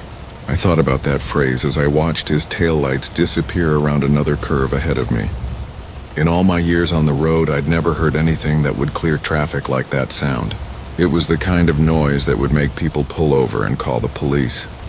The kind of sound that belonged in nightmares rather than echoing through mountain passes at 3 in the morning. The fog began to thicken again as we descended toward the valley floor, and I lost sight of the truck ahead of me completely, but I could still hear it. That terrible wailing that seemed to come from everywhere and nowhere at once. It was getting louder, or maybe closer, and I realized with growing unease that the sound was no longer coming from ahead of me. It was coming from behind. I checked my mirrors, but saw only darkness and swirling fog. No headlights, no running lights, nothing to indicate another vehicle was following me down the mountain. But the sound continued, that awful chorus of screaming voices that seemed to be gaining on me with every passing second. I pressed harder on the accelerator, feeling my trailer sway slightly as I took the curves faster than was probably safe. The screaming grew louder, more insistent, and I began to pick out individual voices within the cacophony. A woman's voice, high and desperate. A child's voice, thin and terrified. An old man's voice, cracked and pleading. My hands were shaking on the steering wheel now, and sweat was beading on my forehead despite the cold air rushing through the window. I fumbled for the CB again, needing to hear another human voice, needing some anchor to reality in the chaos of sound that surrounded me. Any drivers out there? This is the northbound Pete on Highway 26. I'm having some kind of emergency here. Can anybody copy? Static filled the cab, broken only by the distant chatter of drivers hundreds of miles away. But underneath the radio noise, I could swear I heard laughter, the same gravelly chuckle I'd heard from the mysterious driver ahead of me. That's when I saw the lights in my mirror. Not headlights, but something else. A sickly yellow glow that seemed to pulse in rhythm with the screaming that filled the night air. The glow was getting brighter, closer, and I realized with mounting horror that whatever was making that sound was gaining on me. I floored the accelerator, pushing my rig harder than I'd ever pushed it before. The engine roared in protest and my trailer began to fishtail on the fog-slicked asphalt. But the screaming was getting closer, louder, until it seemed to be coming from inside my own cab. Ahead of me, I saw the lights of a truck stop, a beacon of civilization in the wilderness of the mountain pass. I aimed for it like a drowning man swimming for shore, my engine redlined and my heart hammering against my ribs. The screaming reached a crescendo just as I pulled into the parking lot, a final wail of such intensity that I was sure my eardrums would burst. Then, suddenly, silence. I sat in my cab for a long time, engine idling, hands still gripping the steering wheel with white-knuckled intensity. The truck stop was nearly empty, just a few rigs scattered across the lot like sleeping elephants. Normal sounds filtered through my windows. The hiss of air brakes, the rumble of diesel engines, the distant murmur of conversation from drivers grabbing coffee and fuel. The air that breathes back. From Marcus Chen, I've been pulling freight across the northern routes for 18 years now, and I thought I'd seen every kind of cargo trailer that rolled down these highways. Refrigerated units with their constant mechanical hum, livestock haulers with their restless sounds, even those military transports wrapped in warnings I pretended not to read. But the trailer I picked up outside Duluth that November evening was different in ways that still make my hands shake. When I gripped the steering wheel too tight, the dispatcher's voice crackled through my CB with coordinates to a warehouse, district I'd never heard of, tucked between abandoned grain silos and the gray expanse of Lake Superior. The fog rolled in thick as I navigated the narrow industrial roads, my headlights barely cutting through the murk. When I finally found the loading dock, there was no crew waiting, no paperwork ready, just a single attendant in coveralls who emerged from the shadows like he'd been carved from the mist itself. "You Chen?" he asked, his voice carrying that flat quality of someone who'd spent too many years in cold, empty places. When I nodded, he handed me a manifest so sparse it might as well have been blank. Destination: research facility outside International Falls. Contents: biological specimens, temperature controlled. Special handling instructions: maintain ventilation systems at all times. The trailer looked ordinary enough from the outside. Standard white refrigerated unit with the usual maze of cooling lines and electrical connections. But as I backed my Peterbilt up to couple with it, I noticed the vents. Every trailer has ventilation, but these were different. Larger than normal, arranged in precise geometric patterns along both sides, with what looked like fine mesh screens behind them. In the dim loading dock lights, they almost seemed to pulse with a rhythm I couldn't quite identify. "What exactly am I hauling?" I asked the attendant as he helped me secure the connections, but he'd already turned away, muttering something about schedules and deadlines. The air brake released with its familiar hiss, and I felt the weight of the load settle behind my cab. Heavy, but not impossibly so. Still, there was something about the way the trailer seemed to sway slightly, even on level ground, that made me check my coupling twice before pulling away. The first few hours passed without incident. Highway 53 stretched ahead through the Minnesota wilderness, my diesel engine maintaining its steady rhythm against the November night. The heater kept my cab comfortable, and the radio picked up a late-night talk show that helped pass the miles. But somewhere around midnight, as I crested a hill near the Chippewa National Forest, I first heard it. At first, I thought it was just the normal sounds of a refrigerated trailer adjusting its temperature, the expansion and contraction of metal, the cycling of compressors. But this was different. It came in waves, a soft rushing sound that seemed to emanate from those unusual vents. I rolled down my window despite the cold, letting the night air stream into my cab, and the sound became clearer. It was rhythmic, consistent, almost like breathing. I'd hauled livestock before, so I knew what animals in transit sounded like. But this was more uniform, more purposeful somehow. The manifest had said biological specimens, but specimens could mean anything from tissue samples to laboratory rats.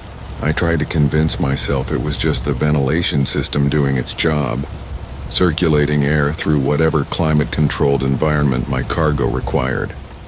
The breathing sounds grew more pronounced as I descended into the valley near Grand Rapids.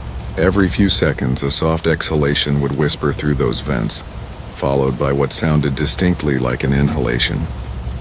I found myself timing my own breathing to match it, which made me so uncomfortable that I had to pull over at a truck stop to walk around and clear my head. The parking lot was nearly empty, just a handful of other rigs scattered under the harsh sodium lights. As I circled my trailer, checking the tires and connections out of habit, I noticed something that made my stomach clench. The vents weren't just allowing air to pass through them, they were moving. Not dramatically, just a subtle expansion and contraction, like the flaring of nostrils or the movement of gills. The mesh screens behind them seemed to shimmer with condensation, and I could feel warm air being expelled with each exhalation. I called dispatch from the truck stop payphone, but got only a recording directing me to emergency services for urgent matters. This didn't qualify as an emergency, I told myself. The trailer was maintaining its required temperature. The cargo seemed secure, and I was making good time toward my delivery. Whatever biological specimens I was carrying simply required active ventilation. Nothing unusual about that. But as I climbed back into my cab and pulled onto the highway, the breathing had changed. It was deeper now, more deliberate, and I could swear I felt the trailer pulling slightly to one side with each inhalation, as if my cargo was shifting with the rhythm of its breathing. The fog had lifted, and moonlight illuminated the endless pine forests on either side of the road, casting shadows that seemed to pulse in synchronization with the sounds coming from behind me. Near Big Fork, I had to reduce my speed as the breathing became so pronounced that I could feel it affecting my truck's handling. Each exhalation seemed to push against my trailer walls from the inside, while each inhalation created a subtle suction that I could feel through my fifth wheel coupling. The temperature gauge for the trailer's refrigeration unit showed everything normal, but I was beginning to suspect that whatever I was hauling wasn't just being kept cold. It was being kept alive. I tried turning up my radio to mask the sounds, but even with the volume at maximum, I could hear that rhythmic breathing cutting through every song, every advertisement, every weather report. It had become the dominant sound of my night, more constant than my engine, more present than the wind rushing past my windows, and it was getting stronger. By the time I reached the outskirts of International Falls, the breathing had synchronized with my truck's movement, inhaling as I accelerated, exhaling as I braked. The vents along the trailer sides were now visibly expanding and contracting, and I could see moisture being expelled with each breath, creating small clouds in the cold night air. My cargo wasn't just alive, it was aware. The research facility sat at the end of a private road surrounded by high fences and security lights that created harsh pools of white against the darkness. As I approached the gate, a guard emerged from his booth, but before he could speak, the breathing behind me suddenly stopped. The silence was so abrupt, so complete, that I actually turned around to look through my rear window, half expecting to see my trailer had disappeared entirely. "You're the delivery from Duluth?" the guard asked, checking his clipboard. I nodded, unable to find my voice immediately. The quiet stretched on, broken only by the idle of my engine and the distant sound of the rainy river flowing toward the border. Then, just as the guard stepped back to raise the gate, the breathing resumed, but now it was faster, more urgent, like something awakening or preparing for action. I followed the guard's directions to a loading dock hidden behind the main facility, where a team of technicians in white coats waited with equipment I didn't recognize. As I began to back up to the dock, one of them held up his hand and approached my window. "We'll handle the disconnection," he said. "You should probably leave your engine running and be ready to pull away quickly once we've detached your trailer." What exactly was I carrying? I asked, but he'd already turned away, calling instructions to his team. I watched in my mirrors as they approached the trailer with obvious caution, using long-handled tools to disconnect my air lines and electrical connections. The breathing had become so rapid now that my entire truck was vibrating with the rhythm. The moment the last connection was severed, I heard something that will haunt me for the rest of my driving career. A sound like a massive intake of breath, followed by what I can only describe as a sigh of contentment, and then a different kind of breathing entirely. Slower, deeper, but with an undertone that suggested movement, awakening, stretching. The technicians were already waving me forward, and I didn't need encouragement to pull away from that dock. As I drove back toward the highway, my empty truck feeling impossibly light after hours of that breathing cargo, I caught one last glimpse of the facility in my mirrors. Every light in the building had come on, and I could see figures running between the buildings, but there was no sound of alarm, no sense of emergency, just purposeful activity, as if whatever I'd delivered had finally arrived where it belonged. I never found out what was in that trailer, and I never took another job from that dispatcher in Duluth. But sometimes when I'm driving late at night through empty country, I think I can still hear it. That rhythmic breathing, keeping time with my engine, reminding me that some cargo is meant to travel in darkness, and some deliveries are better left unquestioned. The highway breathes around me now, and I can never quite shake the feeling that something vast and patient is breathing back. The ceremony in glass. From Marcus, the thing about driving 18-wheelers cross-country is that you get used to seeing the same things over and over again, mile after endless mile. Highway markers counting down the distance to nowhere special, gas stations glowing like beacons in the darkness, and always, the steady rhythm of your own engine keeping you company through the long nights. After 15 years behind the wheel of my Peterbilt, I thought I'd seen everything the road had to offer. I was wrong. It started on a Tuesday night somewhere between Amarillo and Oklahoma City, when the autumn rain began drumming against my windshield with the persistence of restless fingers. The wipers swept back and forth in their eternal dance, clearing away the water just long enough for me to catch glimpses of the empty highway stretching ahead. My CB radio crackled with occasional chatter from other drivers, their voices floating through the static like ghosts sharing secrets in the darkness. I'd been hauling a load of furniture bound for Little Rock. Nothing unusual about the cargo or the route. The manifest listed dining room sets and bedroom furniture. The kind of ordinary household goods that fill the back of my trailer more often than not. But something felt different that night, though I couldn't put my finger on what exactly had changed. The familiar weight of the load seemed somehow heavier, and the truck's handling felt sluggish, as if the trailer was fighting against every turn and lane change. The rain intensified as I approached a particularly desolate stretch of highway, where the shoulder dropped off into darkness and the nearest town was still 40 miles ahead. My headlights carved through the gloom, illuminating the steady cascade of water and the reflective paint of the lane markers that guided me forward. It was then that I first noticed something unusual in my passenger side mirror.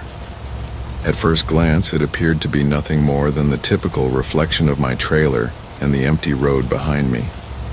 But as I adjusted my position in the driver's seat, trying to ease the stiffness in my lower back, the image in the mirror seemed to shift and waver, like heat mirages rising from summer asphalt.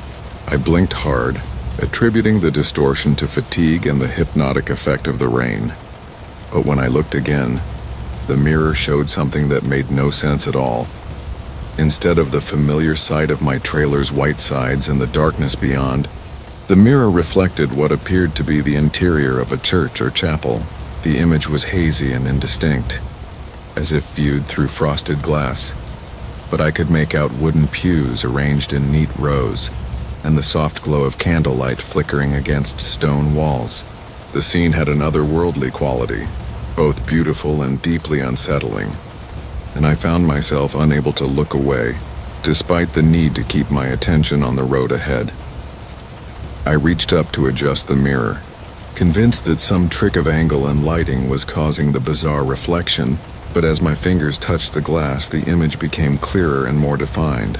Now I could see figures moving within the chapel, shadowy forms in formal attire gathering as if for some solemn ceremony. The quality of light suggested evening or twilight, and there was something about the way the shadows fell that reminded me of old photographs, sepia-toned and tinged with nostalgia. My heart began to beat faster as I realized I was witnessing what appeared to be a wedding ceremony, unfolding in impossible detail within the confines of my side mirror. A bride in a flowing white dress stood at the altar, her face obscured by a veil that seemed to move with its own ethereal breeze. Beside her stood a groom in a dark suit, his features indistinct but his posture rigid with nervous anticipation. The wedding party flanked them on either side, their forms wavering like candle flames in a draught. The rational part of my mind insisted that what I was seeing couldn't be real, that exhaustion and the monotony of the road were playing tricks on my perception. But the image remained constant and clear, more vivid than any hallucination had a right to be. I could even make out details that shouldn't have been possible to see in a reflection, like the intricate lacework on the bride's dress and the way the candlelight caught the gold of the wedding rings as they were exchanged. As I watched, transfixed and increasingly disturbed, the ceremony proceeded with dreamlike slowness. The officiant, a tall figure in dark robes whose face remained hidden in shadow, raised his hands as if speaking words of blessing over the couple. The wedding guests sat motionless in their pews, their heads turned toward the altar with an attention that seemed almost supernatural in its intensity. Everything about the scene felt both sacred and profoundly wrong, as if I was witnessing something that was never meant to be observed by outside eyes. The rain continued to fall, and my truck rolled steadily down the highway, but I found it increasingly difficult to focus on driving. The wedding in the mirror drew my attention like a magnet, and I caught myself stealing glances every few seconds, watching as the ceremony reached its climax. The bride and groom leaned toward each other for what should have been the traditional kiss, but as their faces drew close, something changed in the quality of the image. The warm candlelight began to flicker and dim, and the shadows in the chapel seemed to deepen and spread like spilled ink. The wedding guests slowly turned their heads, and though I couldn't make out their individual features, I had the unmistakable sensation that they were looking directly at me, their collective gaze boring through the mirror and into my truck. The bride's veil fluttered more violently, and beneath its gauzy folds, I caught a glimpse of something that made my blood run cold. Her face, what I could see of it, appeared to be decaying, the flesh mottled and gray like old parchment. The groom's features, previously obscured by shadow and distance, became horrifyingly clear, revealing hollow eye sockets and a mouth that hung open in a soundless scream. The entire wedding party began to turn toward me with movements that were too fluid, too unnatural, and I realized with growing terror that whatever I was witnessing in the mirror was not a ceremony of love and joy, but something far more sinister. I tried to look away, to focus on the road and ignore the impossible vision in the mirror, but found that I couldn't turn my head.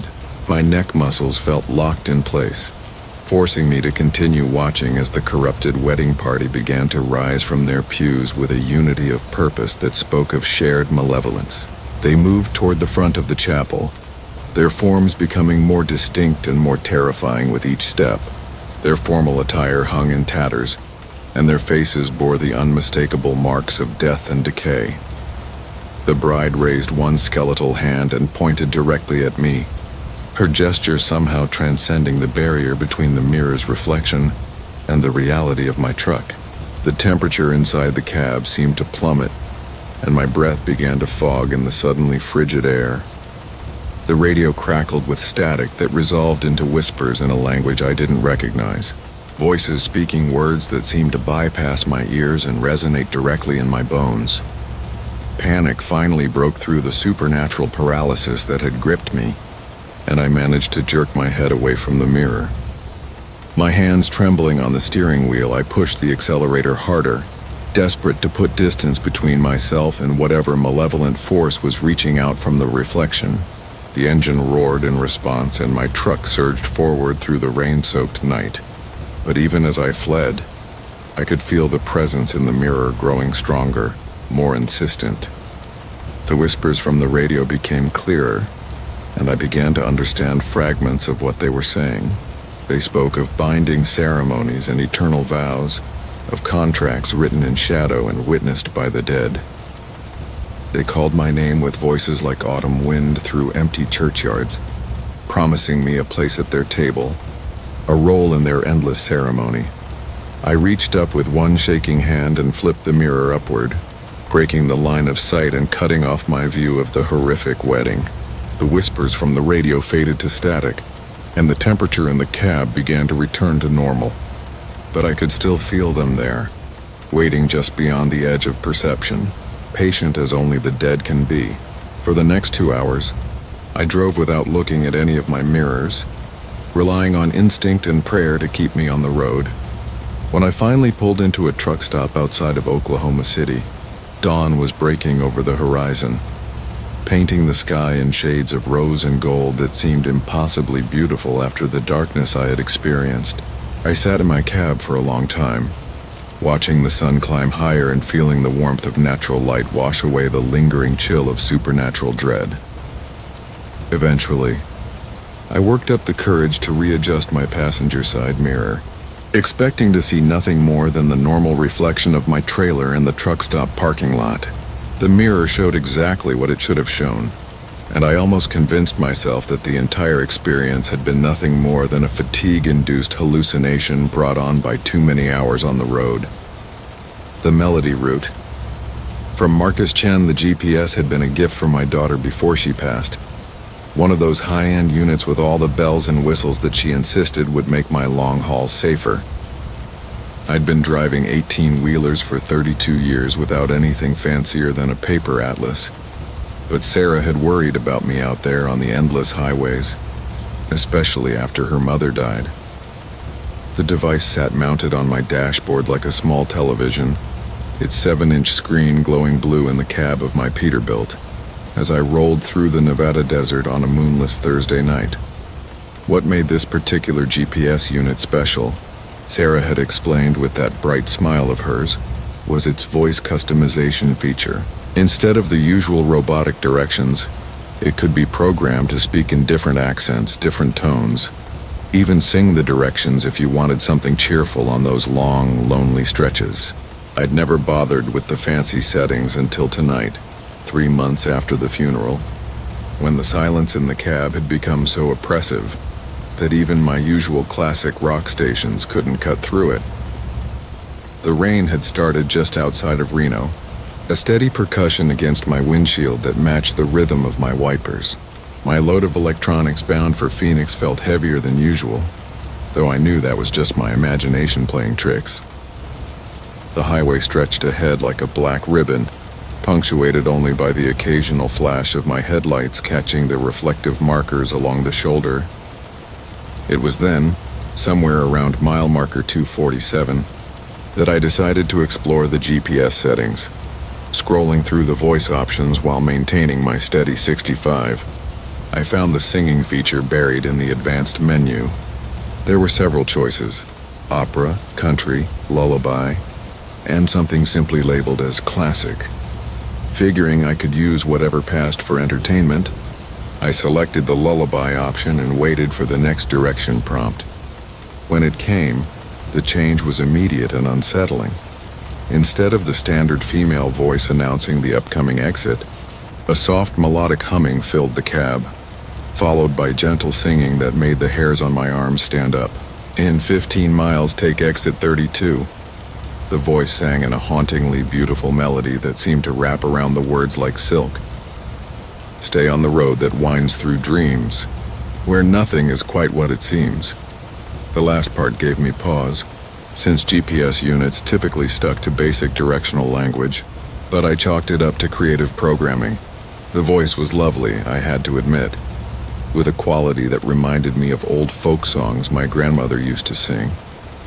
It had a timeless quality that made me think of mountain hollows and ancient forests, though we were surrounded by nothing but scrub brush and desert.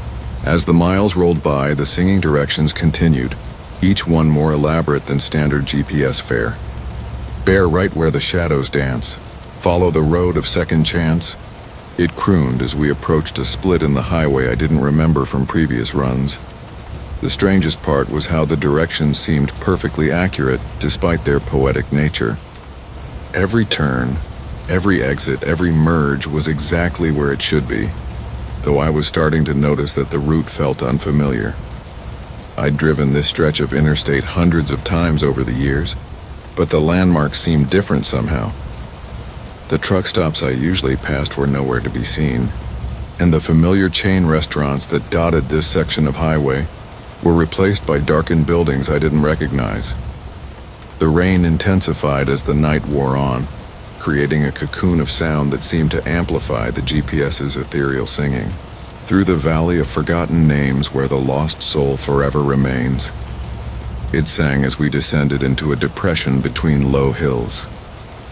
The melody was becoming more complex, building layers upon itself like a choir of voices, though I was certain I'd selected a single voice option.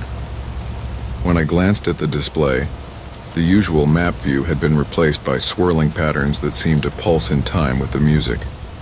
Sleep deprivation, I told myself, though I felt perfectly alert.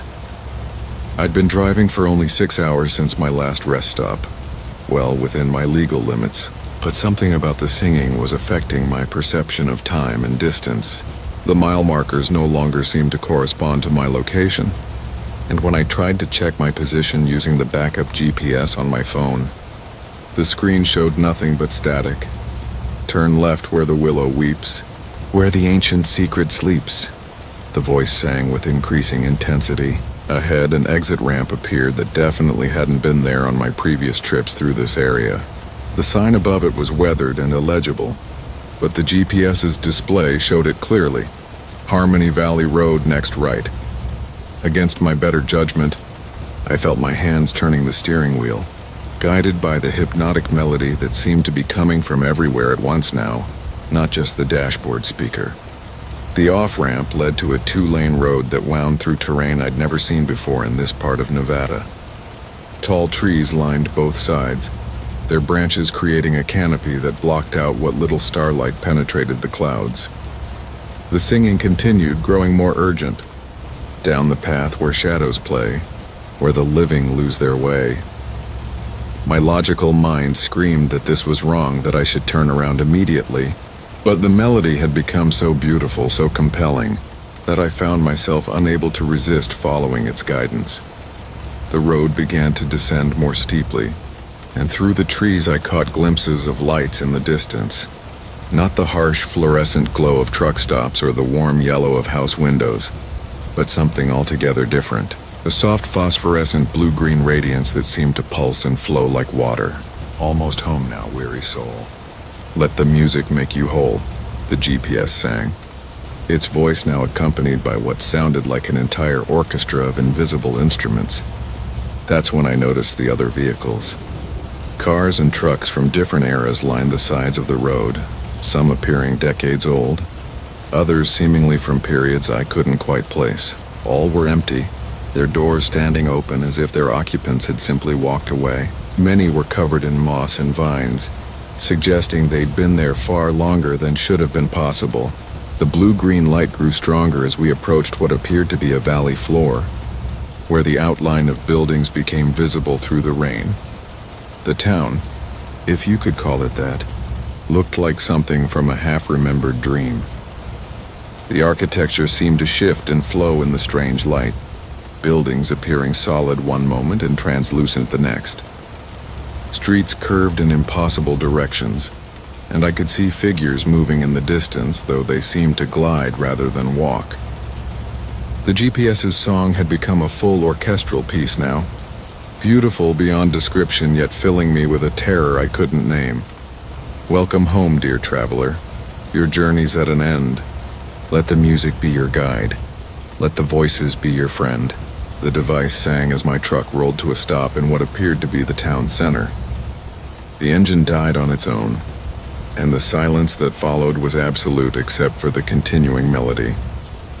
I realized with growing horror that the singing wasn't coming from the GPS anymore. It was everywhere, emanating from the very air around me. The figures I'd seen in the distance were approaching now, and as they drew closer I could see they were people, or had been once. Truckers, families, solo travelers, all with the same serene expression, and that same blue-green glow emanating from their skin. Their mouths moved in perfect synchronization with the haunting melody that filled the air. Among them, I saw faces from missing person reports I'd seen posted at truck stops over the years. People who had vanished without a trace on lonely highways. Fighting against the song's hypnotic pull, I managed to turn the key and bring my engine roaring back to life. The sound seemed to break whatever spell had been settling over me, and I could think clearly for the first time since taking the exit. Throwing the truck into reverse, I backed away from the approaching figures, their serene expressions never changing even as I spun the wheel and began climbing back up the winding road. The GPS screen flickered and went dark as I drove, the singing fading to whispers and then to silence. Behind me, the blue-green glow gradually disappeared through the trees, though I could swear I heard voices calling my name in perfect harmony. The other vehicles I'd passed on the way down were gone when I drove back up, leaving only dark spaces between the trees. When I finally reached the interstate, everything was back to normal. The familiar truck stops and chain restaurants were exactly where they should be, and my phone's GPS showed my correct location. The dashboard unit flickered back to life in standard mode, offering directions to Phoenix in a normal computerized voice. I pulled into the next rest stop and sat in my cab for a long time, hands shaking as I tried to process what had happened. I never did find that exit again, though I've driven this route dozens of times since. Sometimes late at night when the highway is empty and the rain is falling, I think I can still hear faint traces of that song on the wind. Millfield Hunger. From Jake Morrison, the GPS died somewhere between the last truck stop and nowhere, leaving me with nothing but a crumpled atlas and the steady drone of my Peterbilt's engine cutting through the humid Tennessee night. I'd been driving for 16 hours straight, hauling a load of canned goods from Memphis to Atlanta, when exhaustion finally won the battle against my caffeine-fueled determination to push through until dawn.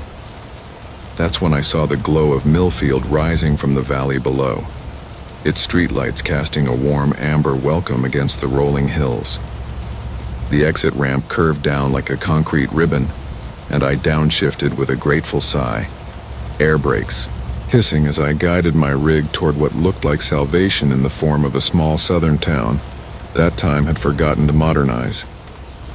Main Street stretched before me like something from a Norman Rockwell painting, lined with mom-and-pop shops, their hand-painted signs barely visible in the gentle flicker of old-fashioned street lamps. A diner called Maggie's sat at the corner, its neon sign buzzing softly in the thick air, promising home-cooked meals and strong coffee. The whole place had that lived-in feel that only comes from generations of families putting down roots and never leaving. I found a spot to park my rig behind the diner, the engine's rumble finally fading to silence as I shut her down. The sudden quiet felt profound after so many hours of mechanical noise, broken only by the distant chirp of crickets and the soft hum of the diner's air conditioning unit.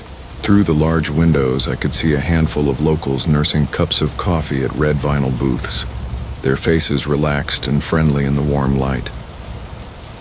The bell above the diner door chimed as I stepped inside, and every head turned toward me, with smiles that seemed genuinely pleased to see a stranger. A waitress with graying hair and kind eyes waved from behind the counter, her name tag reading Dolly in cheerful script. "Well, hello there, honey," she called out in a voice sweet as molasses. "You look like you could use some sustenance. Come sit yourself down anywhere you like." I slid into a booth near the window where I could keep an eye on my truck, the vinyl creaking softly under my weight. The menu was handwritten on a chalkboard, featuring all the classics: meatloaf, fried chicken, apple pie, at prices that seemed impossibly reasonable for anywhere in modern America. "What brings you through our little town?" asked an elderly man from the neighboring booth, his weathered face creased with genuine curiosity. "Don't get many big rigs coming down Main Street these days." I explained about the GPS failure and my need for rest, and the man, who introduced himself as Earl, nodded with understanding. "Technology's fine and all, but sometimes the old ways of finding your path work out better. Millfield's got a way of calling to folks who need what we have to offer." Dolly appeared with a steaming cup of coffee that smelled like heaven and a slice of peach pie that looked homemade in the best possible way. "On the house for a weary traveler," she said with a wink. "We take care of our visitors here in Millfield." The pie was incredible, each bite melting on my tongue with flavors that reminded me of childhood summers at my grandmother's farm. The coffee was rich and smooth, warming me from the inside despite the humid night air. I found myself relaxing for the first time in weeks, the stress of long hauls and tight delivery schedules melting away in the face of such simple hospitality. As I ate, I noticed something peculiar about the other diners. They all seemed to be watching me with an intensity that went beyond normal curiosity about a stranger. Their smiles never wavered, but their eyes held a hunger that made me shift uncomfortably in my seat. When I looked directly at them, they'd quickly turn away, returning to quiet conversations that seemed to stop whenever I tried to listen. "Is there a motel in town?" I asked Dolly when she came to refill my coffee cup. "I really need to catch a few hours of sleep before I get back on the road." Her smile stretched wider, revealing teeth that seemed sharper than they should be. "Oh, honey, we've got something even better. The whole town would love to have you stay as our guest.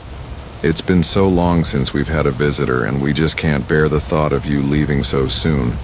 Something in her tone made the hair on the back of my neck stand up, but I couldn't quite put my finger on what felt wrong.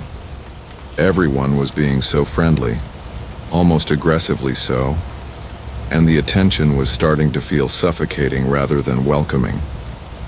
I excused myself to use the restroom, needing a moment away from all those watching eyes. The hallway leading to the back of the diner was dimmer than the main dining area, lined with old photographs of the town throughout the decades. As I studied them, a chill ran down my spine. The same faces appeared in photo after photo, spanning what should have been 50 years or more, but none of them had aged a single day. The bathroom door stuck slightly, and I had to push hard to get it open. Inside, the mirror was cracked down the middle, creating a split reflection that made me look like two different people. But it wasn't my appearance that made my blood run cold. It was what I saw reflected in the glass behind me. For just a moment, I could swear I saw teeth. Lots of teeth.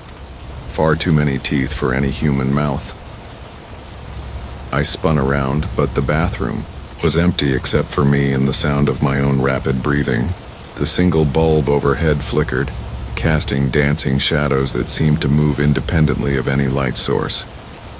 I splashed cold water on my face, trying to convince myself that exhaustion was making me paranoid, but the feeling of being hunted refused to fade. When I returned to the dining room, I found that more people had arrived, filling every booth and stool despite the late hour. They all turned to look at me as I walked back to my table, their smiles uniform and unsettling. Dolly was waiting, with yet another slice of pie, this one looking even more delicious than the first. "We thought you might want some more," she said, her voice honey-sweet but somehow wrong. "Everyone in Millfield contributes to taking care of our guests. It's our way." I noticed that none of the locals seemed to be eating anything themselves. Their plates sat empty in front of them while they watched me with that same hungry intensity. The pie smelled amazing, triggering a craving I couldn't quite explain, but something deep in my gut warned me not to take another bite. "Actually, I think I should get going," I said, standing up perhaps too quickly. Early delivery and all that. The temperature in the room seemed to drop several degrees, and every smile faltered for just a moment before snapping back into place. Earl from the neighboring booth reached out to gently grasp my wrist, his fingers surprisingly strong and cold. "Now don't be hasty," he said, his grip tightening. "The night's still young and we've got so much more to share with you. Millfield's hospitality is famous for miles around. Those who experience it never want to leave." I pulled my hand, free and headed for the door, my heart hammering against my ribs. Behind me, I could hear chairs scraping against the floor as every person in the diner stood up simultaneously. The bell above the door seemed to chime a warning as I pushed outside into the thick night air. My truck felt like sanctuary as I climbed into the cab, hands shaking as I turned the key. The engine rumbled to life with a sound more beautiful than any symphony, and I didn't waste time checking mirrors before pulling out of the parking space. In my peripheral vision, I could see shapes emerging from the diner, moving with a fluid grace that didn't look quite human in the dim light. As I accelerated down Main Street, my headlights caught glimpses of more people standing in doorways and windows, all of them watching my departure, with expressions of disappointment so profound, it felt like I'd personally betrayed each one of them. The streetlights flickered as I passed, creating a strobe effect that made the watchers appear to be moving even when they stood perfectly still. I reached the on-ramp doing 15 miles over the speed limit and didn't slow down until Millfield's glow had completely disappeared in my mirrors. It wasn't until I was back on the interstate, surrounded by the familiar comfort of other traffic and bright highway lights, that I realized I could still taste that peach pie on my tongue, sweet and compelling and wrong in ways I couldn't articulate. Miles down the road, I stopped at a 24-hour truck stop to grab a map and verify my route to Atlanta. The clerk, a tired-looking kid with multiple piercings, glanced at my destination and shook his head. The lot that never stops. From Marcus, I've been driving freight for 23 years now, and I thought I'd seen every kind of weirdness the highway could throw at a man. Ice storms that turn your cab into a skating rink, fog so thick you can't see your own hood ornament, and those stretches of desert road where the heat makes the asphalt shimmer like water. But nothing, and I mean nothing, prepared me for what happened at the Crossroads Plaza truck stop outside of Bakersfield last October. It was one of those autumn nights when the air carries just enough chill to make you grateful for a warm cab, but not cold enough to call it winter yet. I'd been pushing my Peterbilt 379 hard for the past 11 hours, hauling a load of electronics from San Francisco down to Phoenix, and my logbook was telling me it was time to shut down for the night. The coffee I'd picked up in Fresno had long since turned bitter in my thermos, and that familiar ache was settling into my shoulders the way it always does when I need real sleep. Not just a cat nap at a rest area. The Crossroads Plaza had been my regular stop for years. Nothing fancy, just a solid truck stop with decent showers, hot food, and plenty of parking spaces. The kind of place where you could count on finding a spot even on busy nights. Where the diesel pumps worked reliably, and the lot was well lit enough that you didn't have to worry about anyone messing with your rig while you caught some sleep. But as I took the exit ramp that night, something felt different. The usual bright glow of the truck stop's neon sign seemed dimmer somehow, casting long shadows that stretched further across the pavement than I remembered. The letters spelling out Crossroads Plaza flickered intermittently, creating a stuttering rhythm that matched the tired thrumming of my engine. I downshifted and rolled into the parking area, my headlights sweeping across the familiar landscape of parked semis. The lot was about half full, which was normal for a Tuesday night. I could make out the silhouettes of other rigs scattered across the asphalt, their running lights creating small islands of amber and red in the darkness. The diner's windows glowed warmly in the distance, and I could see a few drivers moving around inside, probably grabbing a late dinner or early breakfast depending on their schedules. I found what looked like a good spot near the back of the lot, away from the main traffic flow but not so isolated that I'd be completely alone. As I began my backing maneuver, something caught my attention. The painted lines of the parking space seemed to be moving slightly, as if they were shifting position while I watched. I blinked hard and rubbed my eyes, chalking it up to fatigue and the play of my headlights across the worn pavement. After setting my brakes and shutting down the engine, I went through my usual routine. Checked my mirrors, made sure my load was secure, and updated my logbook. The silence that settled over my cab was different than usual, though. Normally, even in a truck stop, you can hear the ambient sounds of the highway, other engines idling, the occasional slam of a door or voice calling out across the lot. Tonight, everything seemed muffled, as if the air itself was absorbing sound.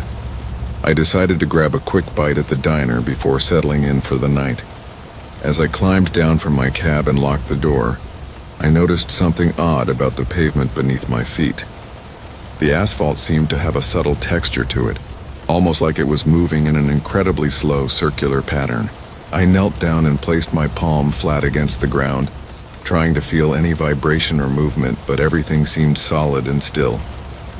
Standing up, I looked around the lot more carefully. The other trucks appeared to be parked normally, their drivers probably already asleep in their bunks or inside grabbing food. But as I watched, I began to notice that the relative positions of the rigs seemed to be slowly changing. A blue Kenworth that had been directly in front of me when I parked now appeared to be slightly to my left. A white Freightliner that I could have sworn was 3 rows over now seemed closer. The walk to the diner felt longer than it should have. Each step on the pavement created a slight echo that seemed to linger in the air longer than normal. The soles of my boots made contact with the asphalt, but there was something about the sound that felt wrong, like I was walking on a surface that was subtly different than regular pavement. Inside the diner, everything appeared normal. The familiar smell of bacon grease and coffee filled the air, and the fluorescent lights hummed their usual tune overhead. A few drivers sat at the counter staring into their coffee cups or picking at plates of eggs and hash browns. The waitress, a tired-looking woman with graying hair, smiled and asked if I wanted the usual spot by the window. I ordered coffee and a burger, trying to shake off the uneasy feeling that had been growing since I'd arrived. Through the window, I could see my truck and the others scattered across the lot. The parking area lights cast everything in that distinctive orange glow that all truck stops seem to have, creating pools of illumination separated by stretches of shadow. As I sat there sipping my coffee, I kept watching the lot. At first, I told myself I was imagining things, that the positions of the trucks hadn't really changed. But after 20 minutes of steady observation, there was no denying what I was seeing. The entire parking lot was rotating, slowly and steadily, like a massive turntable spinning at barely perceptible speed. The trucks maintained their positions relative to each other, but the whole lot was turning in a clockwise direction. My Peterbilt, which had been pointing roughly northeast when I'd parked, was now facing more toward the east. The rotation was so gradual that if I hadn't been paying close attention, I would never have noticed it. I flagged down the waitress and asked her if she'd noticed anything unusual about the parking lot lately. She gave me a puzzled look and said everything seemed normal to her. When I pressed her about whether the lot had always been oriented the way it was now, she just shrugged and said she'd only been working there for a few months, so she wouldn't really know. The other drivers in the diner didn't seem aware of anything unusual either. When I casually mentioned that the parking seemed different tonight, they just nodded absently and went back to their food. One older driver with a gray beard said he'd been stopping here for years and it had always been the same. But when I asked him which direction his truck had been facing when he'd parked, he couldn't remember. I finished my meal quickly and headed back outside, my uneasiness growing with each step. The rotation of the lot had continued while I was inside. My truck was now facing southeast, and the blue Kenworth that had been in front of me was now positioned at what would have been my 2 o'clock when I'd first parked. Back in my cab, I tried to rationalize what I was experiencing. Maybe there was some kind of geological phenomenon at work. Some slow-moving landslide or settling of the earth that was causing the entire truck stop to rotate gradually. Or perhaps it was some kind of elaborate illusion caused by the lighting and the way the pavement was constructed. But as the hours passed, the rotation continued with mechanical precision. I timed it carefully and determined that the lot was completing 1 full revolution, approximately every 6 hours. The movement was so smooth and consistent that it had to be intentional, not some natural occurrence. Around 3 in the morning, I noticed something else. The other drivers didn't seem to be aware of the rotation at all. I watched as one climbed out of his cab to use the restroom, walked across the lot, and then returned to his truck without any sign that he noticed his rig had changed position. To him, everything appeared to be exactly where he'd left it. I tried to sleep, but every time I closed my eyes, I could feel the subtle sensation of movement. It reminded me of being on a ship. That barely noticeable constant motion that your inner ear picks up even when your conscious mind isn't aware of it. The rotation was pulling me deeper into the night, carrying me in a slow spiral that seemed to have no destination other than the movement itself. By dawn, my truck had completed nearly a full revolution and was facing almost the same direction it had when I'd first parked. But something was different. The landscape beyond the truck stop had changed. The hills that had been visible to the north were now gone, replaced by flat farmland that stretched to the horizon. The highway overpass that had been clearly visible to the east had vanished, and in its place was an empty field dotted with abandoned farm equipment. I started my engine and drove straight to the fuel island, my hands shaking slightly as I gripped the steering wheel. The attendant was friendly and normal, asking about my route and commenting on the weather as he checked my oil. The Eternal Mile Marker, from Marcus Chen. The CB radio crackled to life just as I passed mile marker 247 on Highway 80, somewhere in the Nevada desert where the asphalt stretches endlessly toward mountains that never seem to get any closer. It was near midnight and I'd been driving my Peterbilt for 14 hours straight. The kind of marathon haul that makes your bones ache and your eyes burn despite the steady rhythm of diesel fuel pumping through 18 cylinders. The voice that emerged from the static was gravelly, tired, belonging to another driver somewhere out in this vast emptiness. Breaker 19, this is Road Dog Charlie. Any drivers out there notice something funny about the mile markers tonight? The question hung in the air like smoke, and I found myself glancing at my odometer, then at the next marker sliding past my headlights, mile marker 248. Nothing unusual about that, except for the nagging feeling that I'd been looking at mile marker 247 for far longer than I should have been. I keyed the mic. This is Dragon Freight, eastbound on 80. What kind of fun are you talking about, Charlie? The response came back immediately, as if he'd been waiting for someone, anyone, to acknowledge what he was experiencing. Well, Dragon Freight, I've been watching my speedometer and it says I'm doing 75 steady, but I swear I've been staring at mile marker 251 for the past 10 minutes. You keeping normal time over there? The question sent an uncomfortable chill down my spine. the kind that starts between your shoulder blades and spreads outward like cold water. I looked at my dashboard clock, 12:17 a.m. Then I looked at my phone, mounted on a bracket near the CB radio. 12:17 a.m. My wristwatch, a reliable Timex that had never failed me in 8 years of long-haul driving, also read 12:17 a.m.